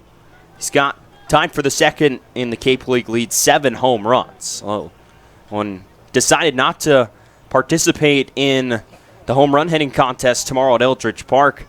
Joking around with his teammates around the batting cage, said, "I'm not a home run hitter." Well, he can I say tend that to as much disagree, as he but wants. Yeah, he can say that as much as he wants, but when you got popped like that, there's no denying it. First pitch on the way from Alford is lined foul down the right field line, and it's 0-1. Alford, a 5.68 ERA. This is his 10th appearance, 19 innings this summer, all out of the bullpen. But I'm sure you're excited to face these guys when you get back to school. Absolutely, absolutely. You know what? Austin got a hit off me this year, so I keep telling him I got the edge now because I know exactly how to pitch him. I've seen him have however many ABs since we've been out here, so I've been teasing him a lot, but we'll see what happens when we get back there. Get the inside scouting report. Good thing for here with the Red Sox, a lot of West Coast guys. Don't see that too much around here in the Cape. A lot of SEC, a lot of East Coast, but a lot of West Coast teams. Yeah, we got guys from Pac-12, Irvine, Cal Poly, West Coast Conference, the Big West, exactly. So there's good representation of guys west of the Mississippi, and you know what? It's a different style of baseball. And it is, yeah. It really is. So one of the things that a lot of guys forewarned about Coach Pick was, hey, he plays to win. So be ready to bunt, be ready to hit and run, be ready to steal. And a lot of these guys from West Coast schools, that's the brand of baseball that's played over there. We're going to bunt with a runner on first and no outs. It doesn't matter if it's early in the game. And the same goes for schools like Cal Poly Slow or whatever else it may be. Like we had Adam Kerner here from University of San Diego for a couple weeks early in the season, and they are the same way, And that's kind of just a style of baseball that you don't necessarily see so much in the Cape or summer ball in general. because guys are going out, swinging, hitting, like trying to swing for the fences, whatever it may be. But it's great. You love to see it. You love to see it. And I love to see it personally, because I have a lot of common with all these guys, and it's great. Do you feel that much pressure pitching here in the prestigious Cape Cod League? Yeah, so when I came out here, everyone like back home was talking about, oh, you're going to play in the big bad Cape. Just like people talk about big bad SEC baseball. It's the same thing. But even in the Pac-12, when I was going into my freshman year, my first outing, I was freaking out. College baseball, it's going to be the same for anyone. But coming out here, I wasn't per se scared. I was nervous, but Mike Garcia-Parra, who was my coach in high school, talked about, hey, big moments, if you're not nervous, you're weird. So when I made that opening day start at Katuitt, yeah, I was a little nervous, but at the end of the day, I knew I was going to go out there and compete. It was just any other baseball game. At the end of the day, the talent here is just going to be that much better, and you're gonna get a level of competition that you don't have anywhere else in the country, and that's why we come out here. It's amazing. And it really shows how talented this league is. As Campbell watches the 1-2 breaking ball miss low, some guys, some really, really good baseball players come up here and struggle. The example I love to use, Adley Rutschman up here, he hit 158, I think, and then went back to school and hit 408. Yeah. So you really never know. Right, absolutely. Absolutely. So, another good example of that is you had Kyler Murray. Yeah. He did not have a good summer out here in the Cape. Dude goes back to school, has a good year at Oklahoma, and wins the Heisman. Well, he wins the Heisman, but I'm talking baseball. Yeah, baseball-wise, turns himself to the ninth overall pick. Exactly, and it's a very well-balanced league. It's a very well-balanced league, and it gives opportunity to guys to make a name for themselves, and it gives opportunity to other guys to build confidence going into typically what a lot of guys is their junior year, their draft year, and get ready to go and kind of get their name out there. It's awesome. I wonder if they let him play quarterback in the delay football games like you guys were playing in Bourne the other day. Oh, yeah, I'm sure. I can only imagine. Guy has a gun. I didn't think you guys were going to get hit by lightning. Well, got to be precautions. Precautions. Yeah, absolutely. Absolutely. From Virginia Tech University. You're going to have a pinch hitter for Jack Thomas. So it'll be Carson Taylor.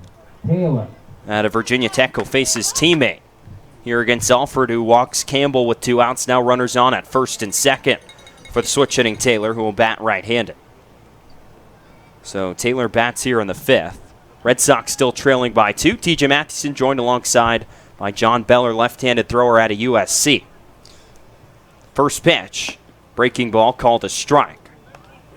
Yeah, that's a pretty good changeup right there. But I'm kind of with Coach Pick on here on this decision. I like this choice to pinch hit Carson.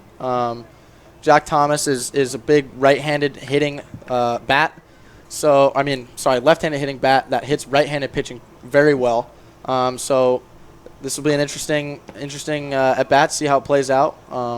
But Carson Taylor's a guy who just got in here a few days ago. Mm-hmm. First day with us was at Bourne. And I know a lot of our guys are really excited to have him here with us and be able to give Noah Cardenas and Austin Wells legs a break every few days. Yeah. Because those guys have really been grinding this whole summer. We had 2 catchers for a while. Yeah, absolutely. It's going to be tricky, though, joining the team 3/4 of the way through the season as hit and run is on. Double steal. Beasley went from second, Campbell from first, but Taylor just chops it foul.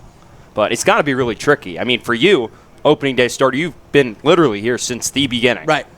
It's definitely been interesting to see how the culture has minorly changed as the weeks go by. We lose a couple guys and pick up a couple guys pretty much every week, but I feel like that's just the nature of summer ball. We have probably 8 or 9 guys who have been here since day one, maybe 10, and that's just kind of the way it goes. That's just the way of the road. You can't predict certain injuries and coaches wanting guys to come home. But we absolutely have a group of dudes. Even with guys leaving and coming in every day, we have a group of dudes who's out here and who are out here wanting to get better, wanting to win ball games, and we've all bonded really well. So anytime there's a new guy who comes in, like Carson, Ron Washington just came in as well the same day, and I feel like they've been here for 2 days, but they're already a part of the team, and that we love that. Taylor swings through a fastball and cuts through it for strike 3. John, well, it's been great having you on. I'm sure Thanks you got to for go having me. back to the dugout. Absolutely. But it's been great having you on. I guess we'll try and get you back on sometime Sounds great. later this season. You did fantastic. Thank you. Red Sox head to the top of the 6th inning, trailing 5-3 here at Red Wilson Field.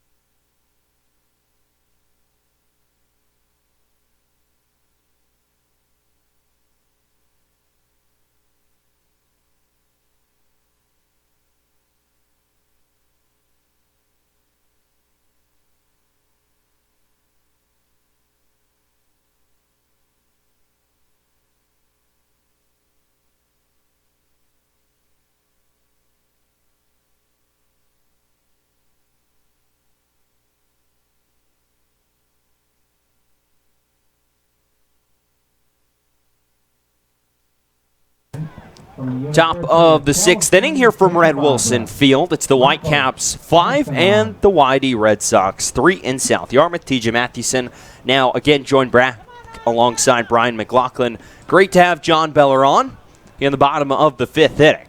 Had quite a bit to say.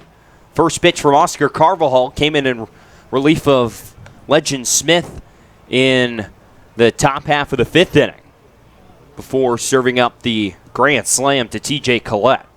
Misses up and inside to Marcos Castanon for ball 1. It's 1-0. 1-0 pitch, swinging a pop-up on the infield. R.J. Yeager calling for it. A few steps in from his position at second base. He'll settle under it and make the catch for out number 1. Apparently, I have big shoes to fill now that Beller's off the broadcast. I got to match up to what he was saying on here and providing such good insight. Yeah, John Beller, one of the funniest dudes on the team. Great talker, too. So much to say. You're talking about the dynamic of the team, second-year players learning about how to go out and perform here on the Cape as the first pitch from Franklin is lined foul up the first base side. Not to get in the heat of the moment too much, realize that, despite you pitching in such a prestigious league, it's just another game. Also, quite the chat about this humidity. 0-1, down and inside, and the count will go to 1 ball and 1 strike on Franklin. Myself and Beller, both West Coasters, not really used to this extreme humidity. Yeah. Beller, of course, a native of Los Angeles. Myself, a native of Seattle, Washington. Not really too much humidity over there. Not this level. 1-1. Swing and a miss from Franklin. It's now 1-2. It's one of the least shocking things ever that he's from Los Angeles. He just fits L.A., right? Oh, yeah, he does. Definitely has. You can feel he brings the fun that is kind of, when you think of summer ball, you think of guys having fun, just relaxed and playing a game. He brings that to this team. As the 1-2, cut on and miss for strike 3. Franklin chases a pitch up and out of the zone, and Carvajal set down the first 2 here in the 6th inning. Well, Hermosa Beach, California, but Beller does attend USC, so That's I'll group it in. I'll Yeah. group it in. That's Los Angeles, USC. I'm not fluent on California geography, That's but I'll call that LA. When Andre's on here, those are our California bro. I just learned that it's not good to call California Cali. He's not a fan of that. Really? Yeah. Is that just an Andre thing, I don't or is that know. a California He's pretty thing? sure that's a California thing. Really? First pitch, breaking ball to Christian Molfetta, misses outside. It's 1-0. I said, he said, if somebody comes up to you and starts talking about Cali, that's your first sign there's no chance they're from California. That's his biggest giveaway. 1-0. Check swing, dribbler past Carvajal. In comes Wyatt Young trying to barehand it. He can't scoop it up, and Molfetta's safe at first.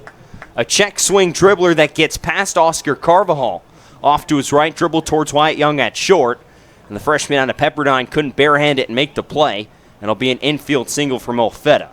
I'll bring up the leadoff man, Brett Auerbach, here with the runner on and 2 outs. I told him, just look how pale I am. I don't tan. That also would be a dead giveaway that I'm not from California. Especially Southern California. Yeah, no chance. Think I could give away that I'd be from California? Yeah, you could pass. You tan pretty well. Come from the least, well, the sun shines the least during the winter. First pitch to Auerbach, cut and a miss, and it's 0-1. Well, kind of polar opposites a little bit, all the way up the coast. The Seattle, Washington, or on a good day we'll get 12 short hours of sunlight as the 0-1 swing and a miss from Auerbach, and it's quickly 0-2. The sun won't get up past maybe halfway up in the sky during the winter, while being about 30 degrees out. Maybe a little bit warmer in LA. No balls and 2 strikes here on Auerbach. Is 1 for 3 today. Garvahall sets. 0-2 from the righty. Fastball misses away, and it's 1-2. What about winters in Pennsylvania? They're pretty typical. Not quite your brutal ones that you hear about of the Northeast New England area, but they are cold, snowy. You're going to get down. A couple days generally get down below 10 degrees. Ooh. Rarely you'll get into the negatives. Ooh. That's when there's wind chill. 1-2. Fastball misses away for a ball. Thrown down to second by Cardenas, and it's in time. Molfetta caught stealing, and that will get the Red Sox out of this 6th inning. So Carvajal, after the caught stealing, will retreat back to the Red Sox dugout. It's 5-3. Whitecaps over Red Sox here on the Cape Cod Baseball League Network.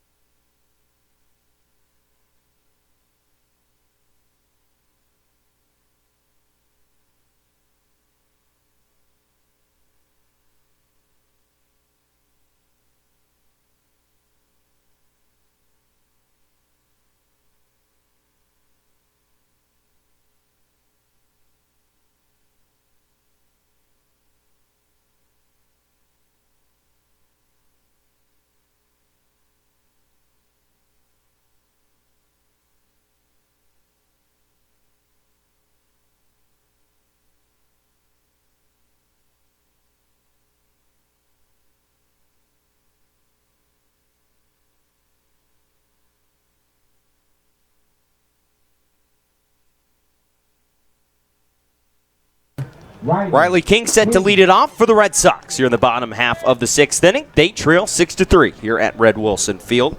So it'll be King, Samuelson, and Yeager set to come to the plate against the left-handed thrower out of Virginia Tech, Peyton Alford, who came in to relief of Cam Tringali, the starter for the Whitecaps today. First pitch from the lefty misses outside to King, and it's 1-0.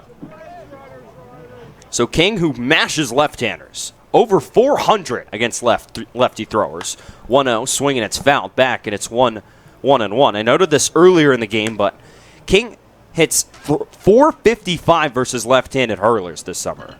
That's just insane. Almost 50% of the time, he's getting a base hit. 1-1 on its way. Fastball, it's nubbed out in front of home plate. Swinging bunt up the first base line. Molfetta fields, underhand toss to first, and it's in time. Good play there from Christian Molfetta. Had no play but to go with the underhand.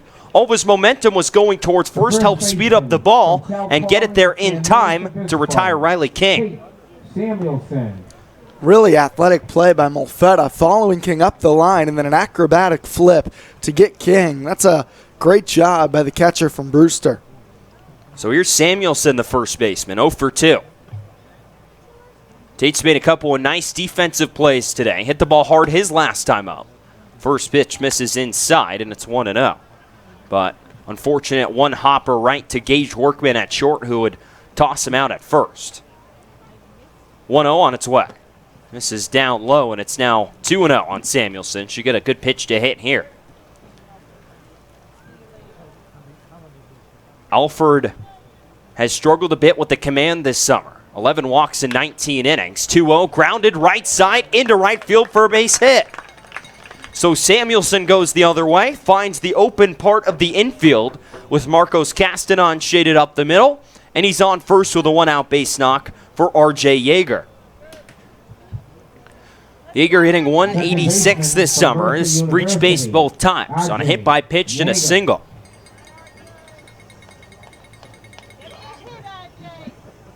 So Yeager at a Mercer. Bats here with 1 out and 1 on. He's the tying run at the plate. The Red Sox trailing by 5. A missed call back in the top half of the 5th inning as the first pitch fastball called to strike, and it's 0-1. Missed call back in the top of the 5th inning led to a TJ Collett grand slam against legend Smith.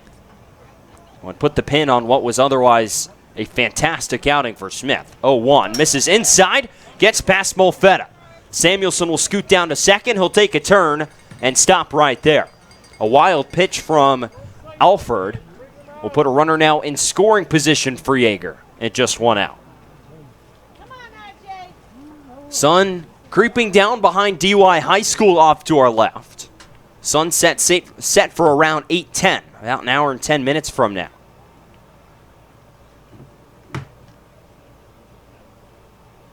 Alford winds the 1-1, swinging a fly ball out to medium depth left field. Auerbach circles underneath it. He'll make the catch. Samuelson, a couple feet off the base at second, will turn and head back to the second base pillow and decide not to go. The catcher from UCLA. So 2 down Noah. after the fly out to left, and now Noah Cardenas. He's hit the ball hard both times, but is 1 for 2. Will step to the plate. Still 88 degrees here in Yarmouth. Bit muggy outside. Humidity up over 50%. So Cardenas, the freshman out of UCLA, steps in. And the first pitch on its way. Fastball called a strike at the knees, and it's 0-1. Cardenas has a wide open right side of the infield if he wants to go the same way Tate Samuelson did. Marcos Castanon is shaded up the middle. Playing off the bag at first is Mason Dodd. Alford sets. And the 0-1. Breaking ball stays high, well up near the head of Cardenas, and it's 1-1.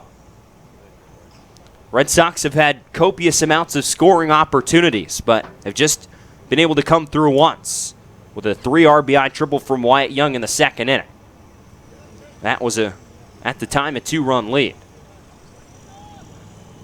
1-1. Swinging a chopper towards shortstop on a couple hops. Gage Workman picks, throws over to first, and it's in time to get Cardenas. Again, the Red Sox strand a runner in scoring position. So we'll head to the top of the 7th inning here from Red Wilson Field. It's the Whitecaps 5 and the Red Sox 3 here on the Cape Cod Baseball League Network.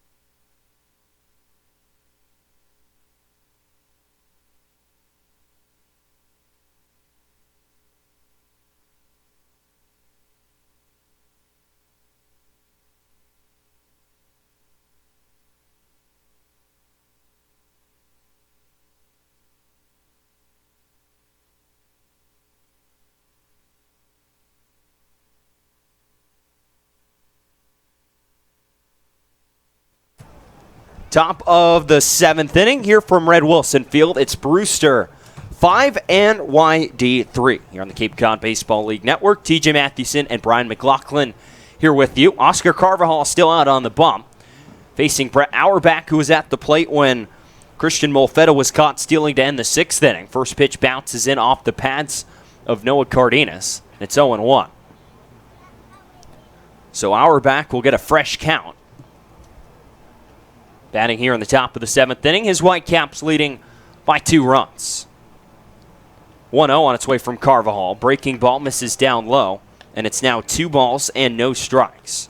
Red Sox trying to avoid losing their 3rd straight. Whitecaps desperately needing some wins in last place, 3/4 of the way through the season. As the 2-0 is fouled back, and the count will now go to 2 balls and a strike. The Whitecaps trying to catch the Harwich Mariners, who face off with the Chatham Anglers at Veterans Field in Chatham tonight. That first pitch should be underway shortly. And Whitey just 2 points behind Chatham, so each team needing the other to win. 2-1, called a strike, and it's now 2 balls and 2 strikes. Look at some other scores from around the league. Hyannis up 4-2 over Catuit in the top of the 7th inning. That one at Lowell Park and Catuit, Massachusetts. Falmouth up 2-0 over Orleans. That one down in Falmouth in the bottom of the 4th inning. Carvajal fires home the 2-2. Fastball, called strike 3 on the outside corner. No argument for Auerbach as he goes down looking here to start this top of the 7th inning.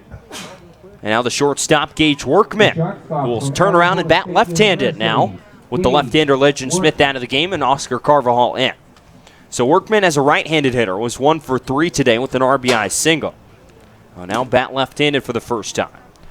The other game going on, Dorn Park. Bourne hosting Wareham. 2-2 knotted up between the Braves and the Gatemen. First pitch misses to Workman. It's 1-0. In what is a really close Eastern Division. The West, not so much.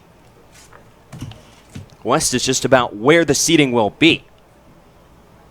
1-0 on its way to Workman. Breaking ball misses inside. It's now 2-0. So you have Catuit at top in the West at 37 points entering today. You have Falmouth and Wareham tied each with 35 points. And Bourne has 26 in 4th place. And then all the way in last, Hyannis with just 13. 2-0, swing and a miss from Workman. And it's now 2 balls and a strike. And just to show how bad the Hyannis Harbor Hawks have been this season, in just over 30 games, their run differential, negative 103. Not great. Next worst is negative 10. 2-1, swinging a foul out of play down the left field side, and the count's 2 balls and 2 strikes. You see a couple teams in Major League Baseball have run differentials in that area through 100 games. But for Hyannis, it has been a struggle this season. Just 6 wins. 6 wins in 32 games. 2-2, swinging a fly ball to center field. Beasley moves over to his right, tracking it in the gap in left center field. He's there, and he'll make the catch on Workman for out number 2. But at the top 3 in the Western Division, pretty tight, separated by just 2 points. You can say the same for the Eastern Division, top through bottom.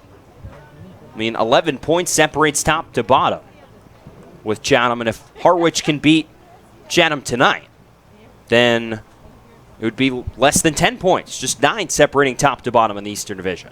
It's razor thin right now. First pitch to Duke L. His fastball called a strike. It's 0-1. And I think all 5 of these teams can beat the other on any given night. I mean, you're seeing right here the 5th best team based on the standings entering tonight and the 2nd best team. And coming in, Brewster had beaten YD 3 out of 5, and they're leading by 2 late in this ballgame. 0-1 from Carvajal. Breaking ball stays way up and outside, and it's 1-1.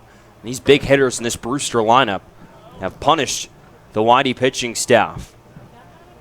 And these Brewster wins. And we see it here today with TJ Collett knocking a grand slam in the 5th inning. 1-1 from Carvajal. Breaking ball misses inside, and it's now 2-1. So you have Catuit as the first team to clinch a playoff spot with their win over Hyannis yesterday with 37 points. 2-1. Fastball misses down below the knees, and it's now 3-1 on Duke Ellis. Now you have two teams in the Western Division with more points than that, but nowhere close to clinching a playoff spot yet. The Red Sox on game 34. Potential for, as Carvajal fires home the 3-1, it's fouled out of play, third base side. And the count's now 3-2. You have the potential for 22 more points left in this Cape League season. 2 points for a win, 1 for a tie, and none for a loss. Carvajal sets. And the 3-2. Fastball, called strike 3 on the inside corner. Ellis tossed his bat aside. He was about to head down to first. He can't believe the call from Vincent Medina, but he rings him up for strike 3, the second strikeout of the 7th inning for Oscar Carvajal, and his 4th overall. 1-2-3, down go the Whitecaps at the top of the 7th. We'll stretch here at Red Wilson Field. It's the Whitecaps 5 and the Red Sox 3 here on the Cape Cod Baseball League Network.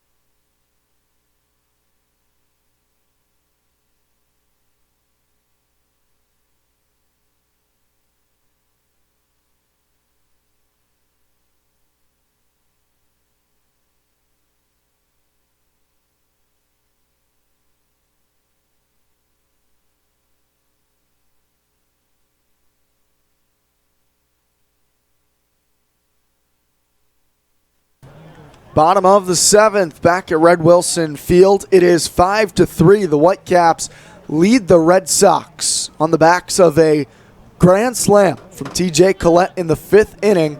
Brewster on top as it's the top of the order for Whitey here in the 7th.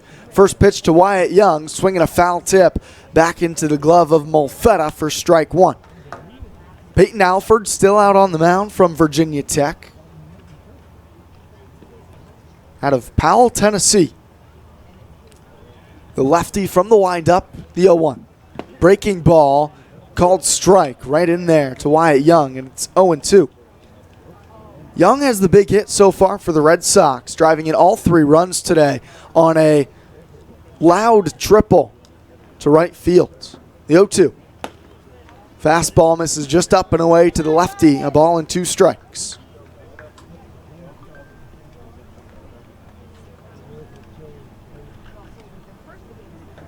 The league leader in hitting digs back in. Whitey trying to rally down 2. The 1-2. High and tight sends Young limboing backwards out of the way. Sprawls out of the lefty batter's box up the first baseline. 2 balls, 2 strikes.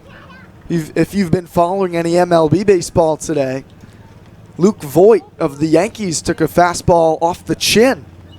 2-2 breaking ball misses low to Young, and the count is full. And Luke Voigt stayed in the game. The fastball, 91 miles an hour, came in, just brushed off of Voigt's left shoulder, up right into the chin, but he stayed in there. The 3-2 to Young. Fastball, called strike 3.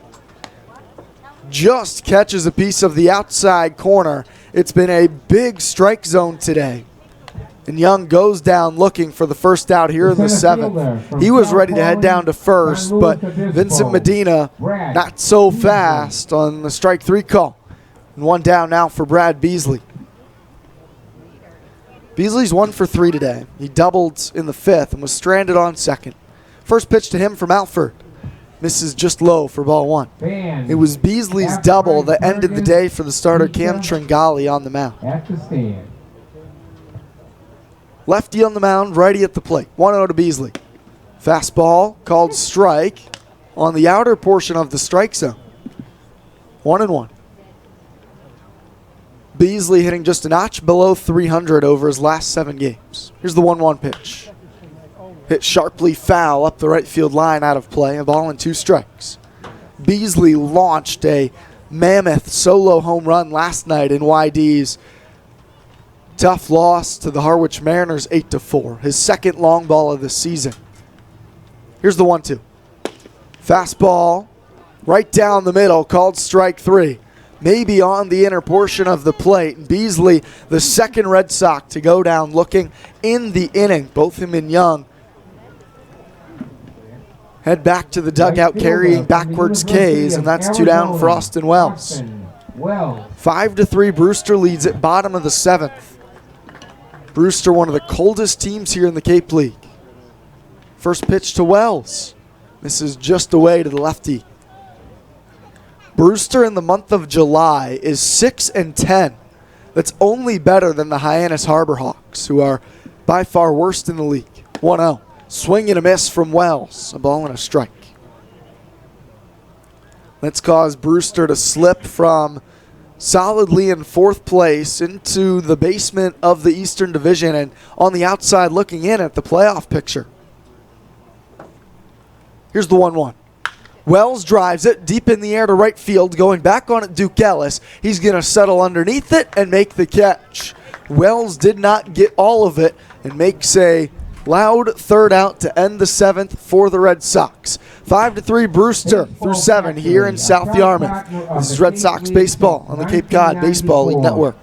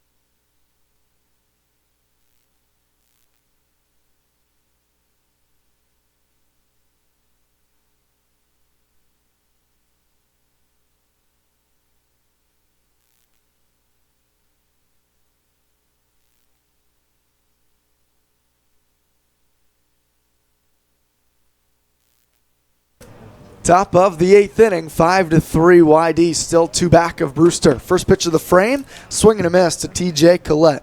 Still Oscar Carvajal on the mound for the Red Sox in relief of Legend Smith. And Alex Chapman is on with me here in the top of the 8th. Alex, how we doing today? I'm doing good, Brian. How are you? I'm pretty good. It's a pleasure to be here. That's good. 0-1, swing and a miss from Collett. It's now 0-2. Already a grand slam on the day for Collett, his 6th home run of the year. Now, Alex, Collett's in the Derby tomorrow. Tyler Hardman, Baron Radcliffe, Nico Cavadas are some of the headliners in tomorrow's home run derby. 0-2 to Collett. Change up just misses away from Carvajal. A ball and 2 strikes. Who are you eyeing up as a potential favorite in the derby? You and I had spoken about it earlier. I really liked Baron Radcliffe going into today, but after seeing that home run here from Collett deep into those trees in center, I think I might be switching to him here. That was a moonshot. I don't know if it would get out to 432. 1-2, swing and a miss. Strike 3, Collett goes down. Carvajal's 5th strikeout of the day in relief. I don't know if it would get out to 432 in Orleans, but that was definitely a crushed ball. It'll be interesting to see how that park plays into the home run derby, I think. Yeah, everyone's going to have to pull the baseball. It's going to be interesting. Hardman was 7 home runs on the year. He's definitely one of the contenders. Righty-righty here with Carvajal. First pitch. Check swing in there anyways for a called strike, 0-1. Hardman, not a big average hitter, hitting just .261, but those 7 home runs jump out at you. Open stance from the right side. Here's the 0-1. Misses upstairs, a ball and a strike. I think Baron Radcliffe's a really good pick. He had a big home run last night in the Falmouth sweep of a doubleheader against Wareham. Moved Falmouth up to second in that division, passing the Gateman. Here's the 1-1. Another check swing, another called strike right on the outside corner. And it's 0-2 to Hardman. Should be a fun all-star game, though. Looking forward to it.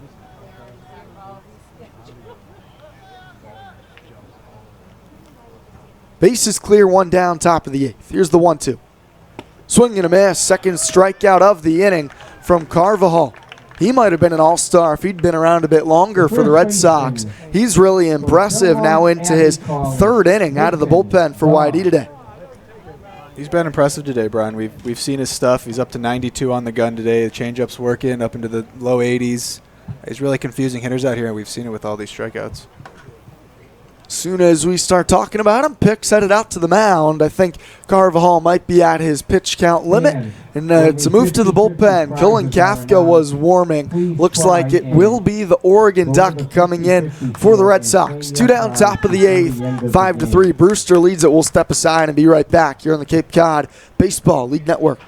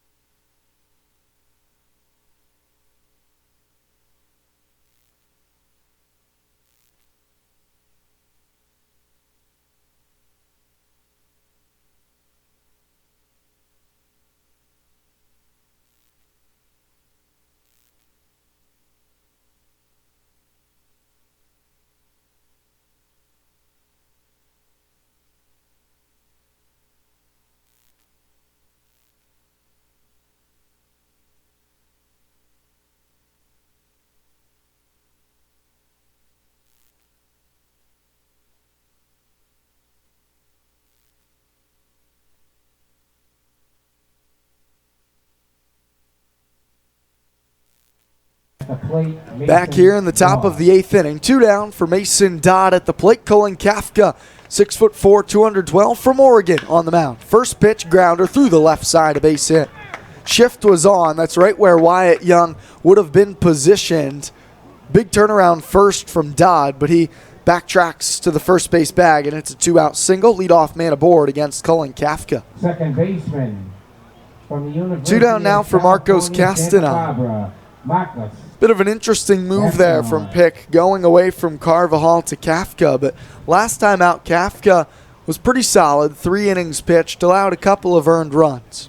4.84 ERA on the season for the Walnut Creek, California native. First pitch to Castanon. Breaking ball, swing and a miss, strike 1. Kafka has good size on the mound. Pretty good stuff. YD trails 5-3 here in the top of the 8th. In division matchup here with Brewster. Last matchup of the regular season for these two.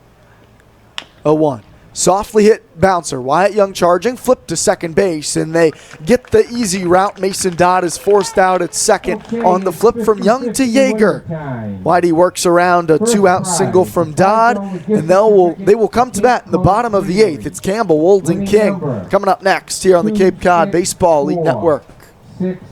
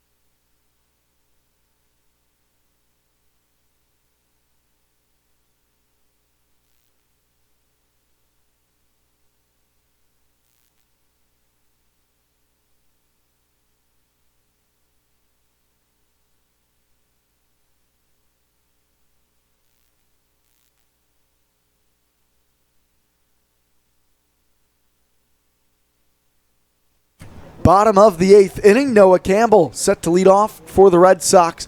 Here as we're set to get things started, it's 5-3. Brewster leads the Red Sox here as we begin this 8th inning.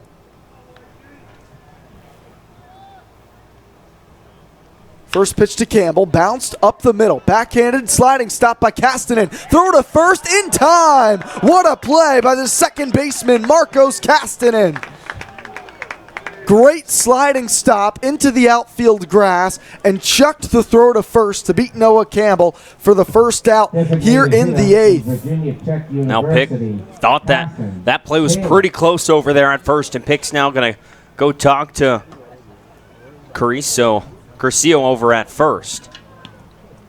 And Campbell with pretty good speed. Honestly, I thought the call could have gone either way. Bang, bang play. Definitely a close one. Pick has not been a fan of a few calls today that have not gone the Red Sox way. In the meantime, it's a new pitcher out on the mound for the Mariners. William McKay, the righty from UCF. 3-1 record on the season. This is his 11th appearance with just a 1.25 ERA. He has been really good out of the pen for the Whitecaps. We've seen him a couple times this summer. They come at you from sidearm slot. First pitch to Carson Taylor. Catches the outer edge for strike one. Taylor hitting from the left side, the switch hitter against the righty McKay. 0-1. Misses away, a ball and a strike.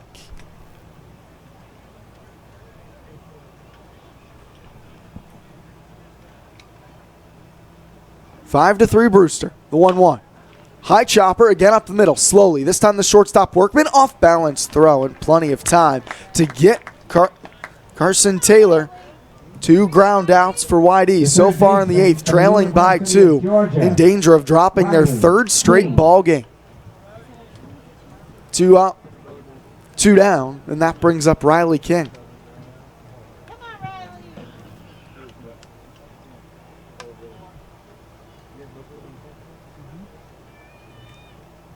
McKay from the stretch. First pitch to King. Fouled back out of play. 0-1. King has struggled today at the plate. He walked and scored in the 2nd, but a fly out and a ground out also on the day. One of the top 10 league leaders in hitting. 0-1. Ground ball right side. A couple of steps to the left for Castanen. His throw to first gets Riley King. 1-2-3 8th from McKay on the mound. 3 ground outs for the Red Sox. 9th inning coming up next here on the Cape Cod Baseball League Network.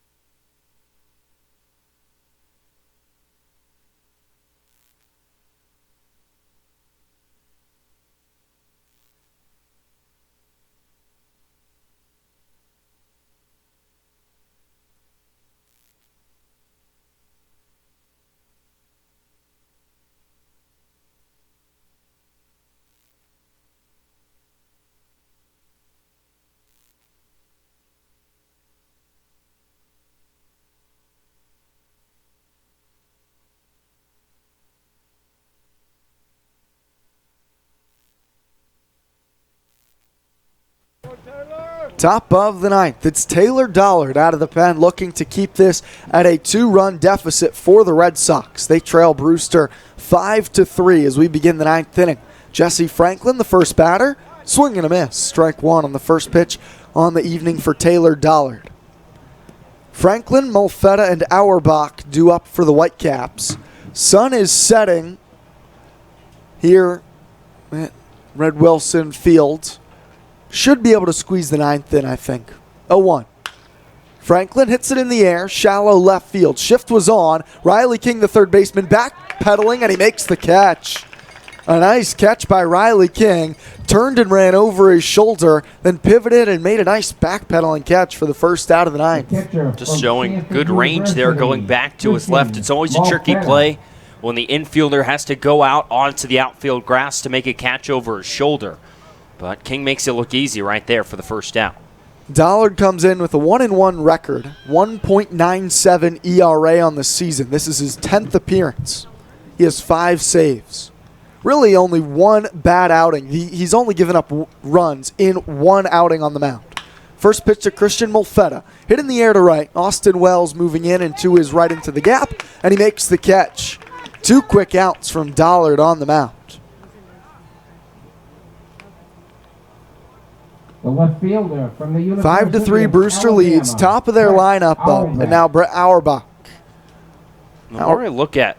Oh, go ahead, Ryan. Auerbach 1 for 4 today. Well, I was going to say, go ahead. The more I look at Taylor Dollard's stats, how is he not an all-star? Yeah, I was thinking the same. The 23 strikeouts to 1 walk stands out to me. First pitch to Auerbach. Misses up high for ball 1. Just one bad outing against the Brewster Whitecaps, 2/3 of an inning, 3 runs. Besides that, nothing. He's barely given up any hits. 7 hits in 13 2/3 innings. Head scratcher. The 1-0. Breaking ball for a called strike. 1-1. And over half those hits came in that bad outing.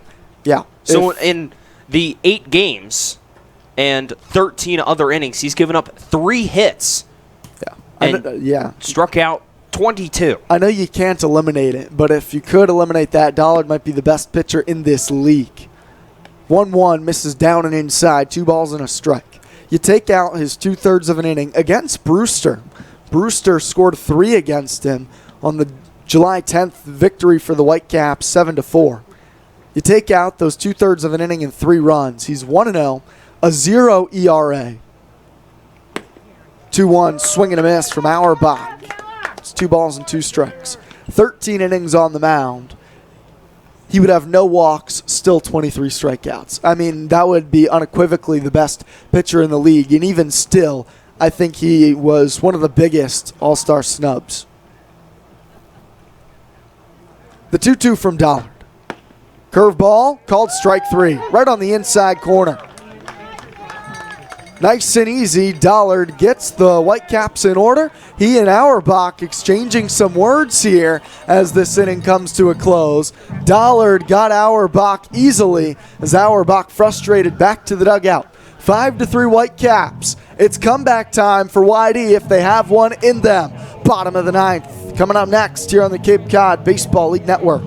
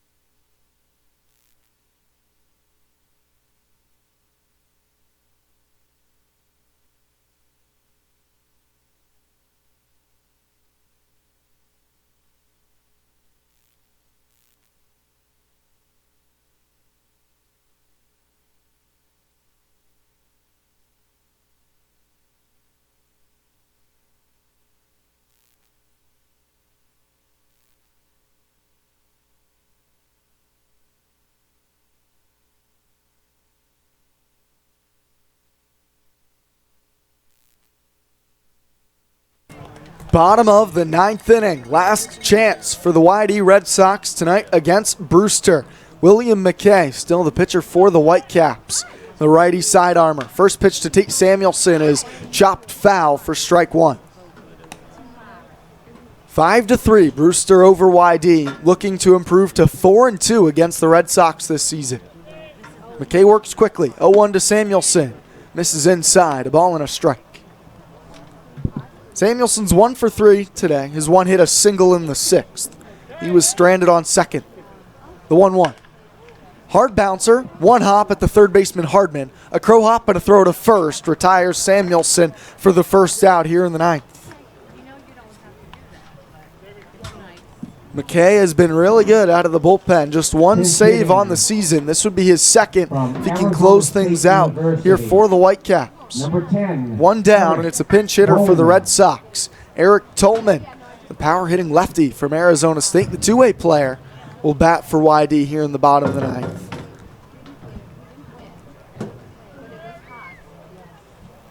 First pitch to Tolman, swing and a miss, strike one. Tolman used more prolifically this season as a pitcher in the starting rotation for YD, but he has 4 hits and 11 at-bats and 4 runs scored. McKay with the 0-1. Fastball misses outside to the lefty Tolman, a ball and a strike. And Tolman's got a lot of pop in that bat. I mean, you saw a swing during BP. He planted one a solid amount past the right field fence. 1-1. Hit up in the air, third base side. Foul territory. That's going to get out of play. Now down in the count, a ball and 2 strikes. Maybe most impressive, Tolman 5 walks to just 2 strikeouts. He has power, but he's also a tough guy to strike out up there. The 1-2. Misses just up to Tolman. Took a borderline pitch. Thought you were about to jinx him there. I know. Still could happen. 2-2 to Tolman. We opened the windows, but I don't think they can hear me. Here's the pitch. Tolman rips this one deep in the air to right. Ellis going back on it. That ball is gone. A pinch hit solo shot for Eric Tolman. A 1-run game in the 9th.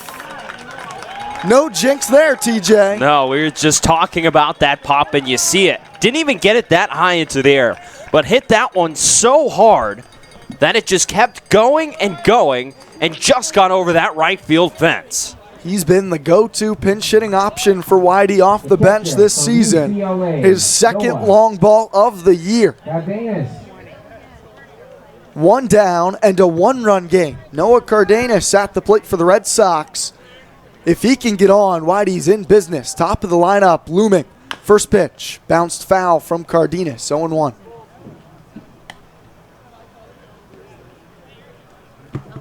This is a massive ball game for Brewster. They need some momentum to try to reel Harwich back in the Eastern Division. Whitey would love it to try to win the division. 0-1, slider in there for strike 2. And Harwich already up 1-0 over Chatham in the bottom of the 2nd inning. Brewster really needs this win. Harwich is red hot right now. They've won 3 straight. Looking for a season-high 4th straight win. YD has won 3 straight here at home. They want to keep that record good. 0-2. Misses up and away to Cardenas. A ball and 2 strikes. YD 10-4-2 at home this season. Have really protected Red Wilson Field well. They've had a variety of comebacks here late in ball games. Trying to do it in the 9th tonight. McKay with the 1-2. Cardenas hits one pretty well in the air to center field. That's chasing Jesse Franklin back. He leaps. It's off the wall. Cardenas cruising into second. He'll stop there. Noah Cardenas gave one a ride. His first extra base hit as a Red Sox. He's on second with 1 down in the 9th. Oh, man, that one was so close to getting out of here. Not so as much pop in the bat of Cardenas. Nice short swing for him, but he barrels this one up. Gets it in the air. It looked like Franklin had a beat on it for a second, but then just keeps looking back at the fence. Sam Hall's going to run for him. You're right. Gave that one a ride. Yeah, that ball was hit well. Franklin's made some great catches, both at Michigan. The Wolverine is known for laying his body out there. Loves to dive around the field. Couldn't quite reel that one in near the fence. No warning track here in YD. Number 12 from Clemson. Now the speedster, Sam Hall at second. Got to imagine he's going to score on any hit from Wyatt Young. Young has been so clutch with runners in scoring position this season, hitting .419, including an RBI triple today. One down, Whitey trails by one. The first pitch, slider in there for strike one to Wyatt Young. And you have everything you can want in this matchup. Young crushes right-handed pitchers. He's been hot over his last 10 games, and he crushes, I said right-handed pitching, and he crushes here at home. 20 RBIs on the season for Young. Hall leads from second. Whitey down by one. Bottom of the ninth. Here's the 0-1. Fastball misses away to Young. A ball and a strike. Whitey's dugout has sprung to life, both from the energy given from Taylor Dollard as he walked off the mound in the 8th. Solo shot from Eric Tolman so far in the 9th, and a double from Noah Cardenas. Now Sam Hall pinch running. The 1-1. Called strike to Wyatt Young. It's been called a strike all day, but man, that looked really far outside. A ball and 2 strikes here to Wyatt Young. And now Wyatt's going to have to protect out there. It's not too easy, but if he can get a ball through that left side, it is wide open. Hall being held on at second base by Gage Workman, the shortstop. Outfield really shallow. The 1-2. Slider bounced back, and they throw to second. Close play. Hall dives back in. He's out. Bang, bang play at second. The pitcher, McKay, gloved it, fielded and spun and threw and gunned out Sam Hall, leaning just a bit. YD has not been able to buy a call today. Sam Hall not happy with that call right there. So Wyatt Young reaches on a fielder's choice. YD was on the bad end of a tough call at first base in the 5th inning when it looked like they had a runner doubled off. Dick Samuelson laid the tag down, appeared to be in plenty of time, but the third base umpire, Rick Antonio, said not so fast, called him safe. The next batter, TJ Collett, hit a grand slam. YD then in this one, close play there at second. Hall caught leaning, and he's called out. Now 2 down. Brad Beasley at the plate for YD. They trail by 1. There is some home run pop here. Beasley has 2 long balls on the year. We saw him hit one yesterday.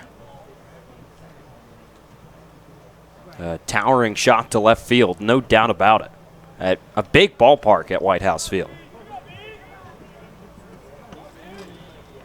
Bottom of the 9th, 1-run game. Wyatt Young on first. First pitch to Beasley.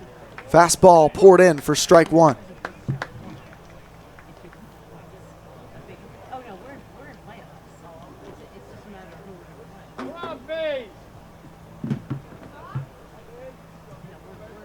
McKay checks on Wyatt Young at first. He's back safely, waiting for every call just to make sure. 0-1.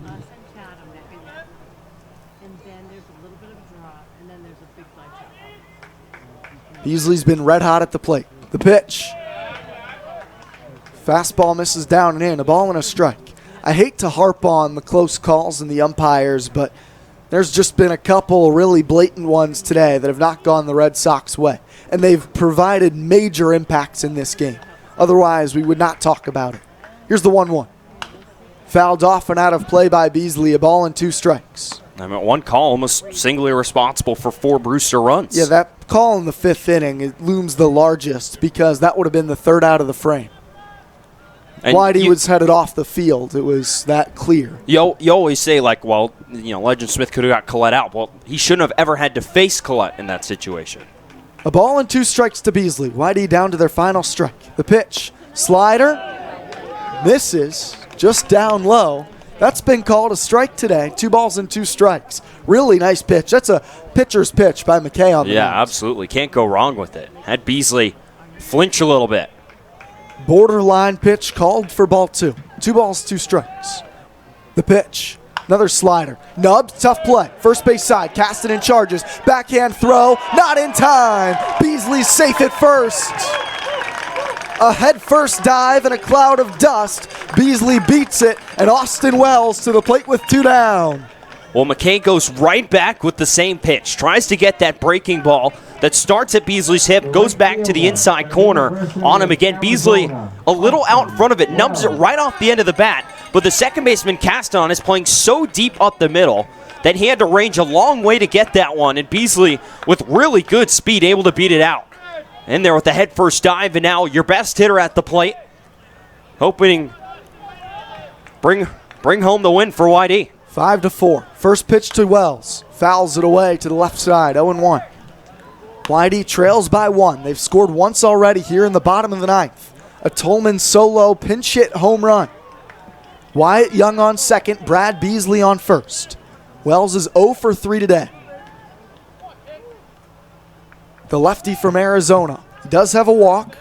7 home runs on the season. The 0-1. Slider just down low. A ball and a strike to Wells.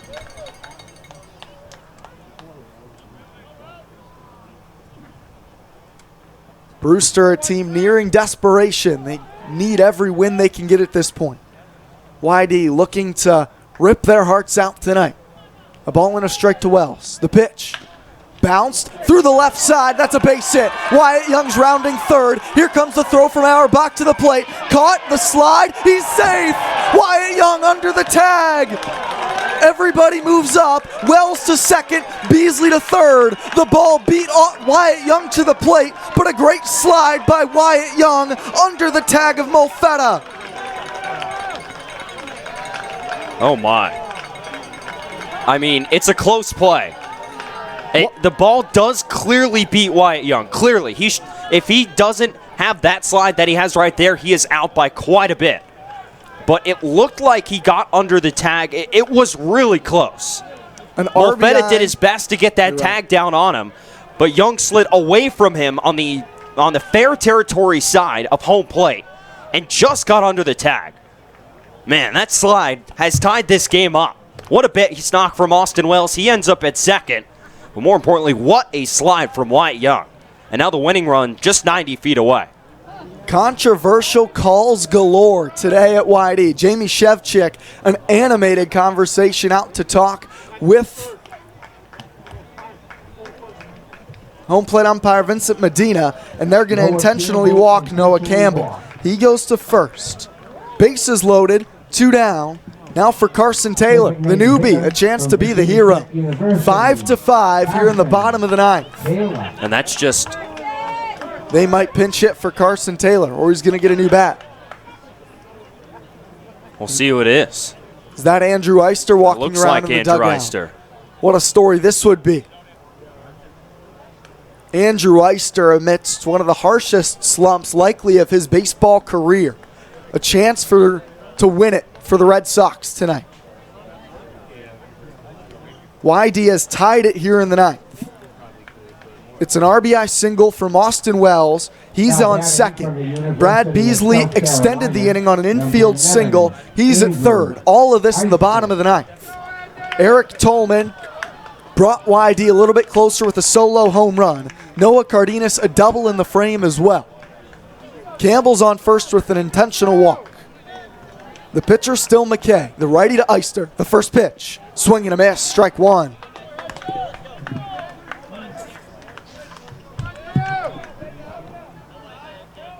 Bases juiced. 2 down. Bottom of the ninth. 0-1. 5-5. Division foes. Brewster and YD. McKay to the plate. Fastball called strike on the outer edge to Eister, and he's down 0-2.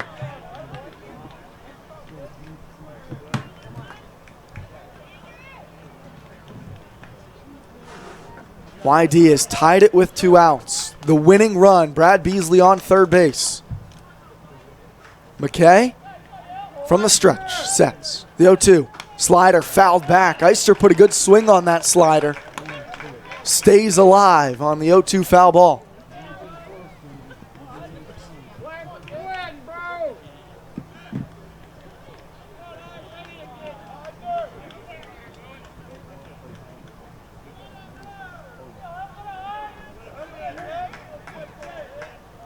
You can feel the tension here at Red Wilson Field. No balls, 2 strikes. The pitch. Eister takes just down low. Vincent Medina, not quite ready to be done with this ball game yet, says it was just below the knees. For the second time this inning, Brewster was ready to run off the field. Close calls galore. A good take there from Eister. He's going to get another chance. A ball and 2 strikes. Here's the pitch. Fastball misses away. 2 balls, 2 strikes. Beasley looking for the slightest opportunity at third. If that ball bounces away from Molfetta in the slightest direction, Beasley's going to try it, I think. Getting a great secondary down the third base line.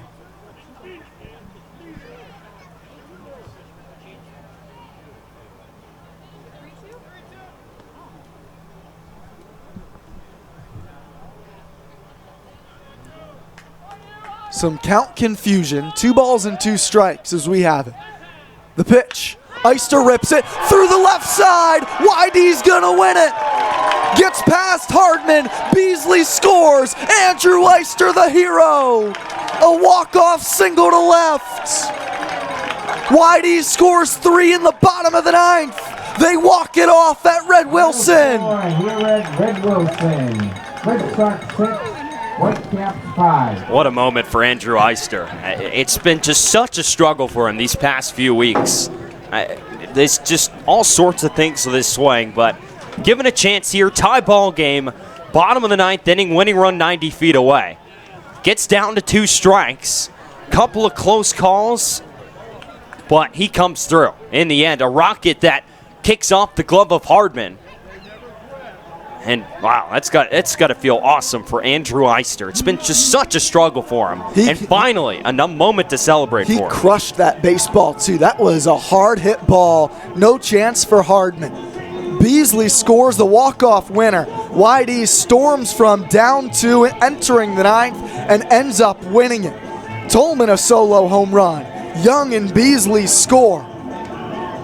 How about that? Austin Wells and Andrew Eister both get RBI hits in the 9th. We're going to talk about it in just a few moments. Whitey wins it 6-5 on a walk-off winner tonight at Red Wilson. This is Red Sox baseball on the Cape Cod Baseball League Network.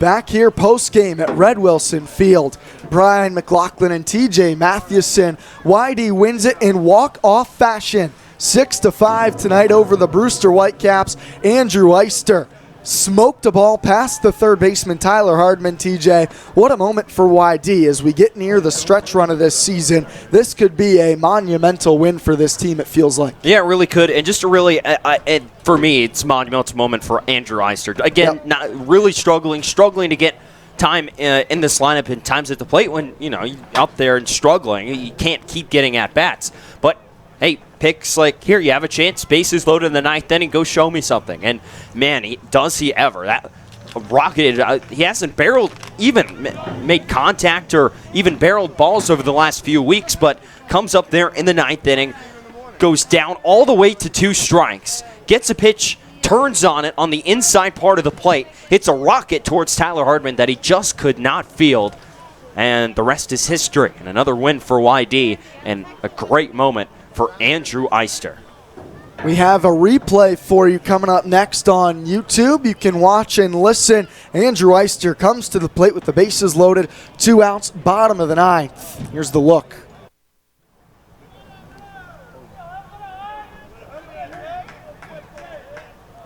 You can feel the tension here at Red Wilson Field. No balls, 2 strikes. The pitch. Eister takes just down low.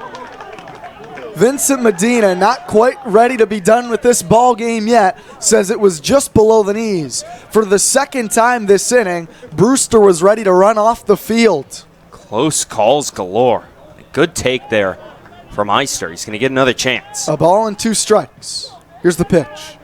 Fastball misses away. 2 balls, 2 strikes. Beasley looking for the slightest opportunity at third. If that ball bounces away from Molfetta in the slightest direction, Beasley's going to try it, I think. Getting a great secondary down the third baseline.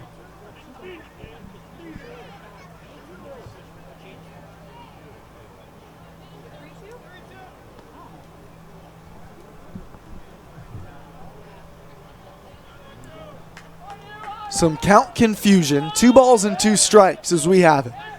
The pitch. Eister rips it through the left side. YD's gonna win it. Gets past Hardman. Beasley scores. Andrew Eister, the hero. A walk-off single to left. YD scores 3 in the bottom of the ninth. Back here post-game, that's how Andrew Eister's walk-off hit to left winner sounded and looked here with us in the booth at Red Wilson Field.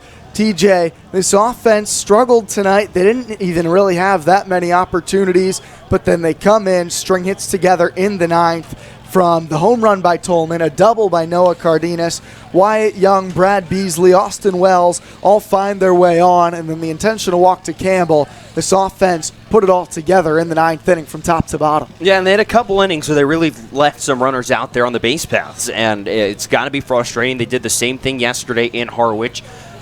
Part of the reason they only scored 4 runs in that ball game, but when it matters the most, they came to the plate in the ninth inning and they delivered. Whether it was base hit, home run by Tolman, double by Cardenas, it didn't matter. They got the job done, and a big, big, big win for YD. Get those 2 points up to 40 points on the summer.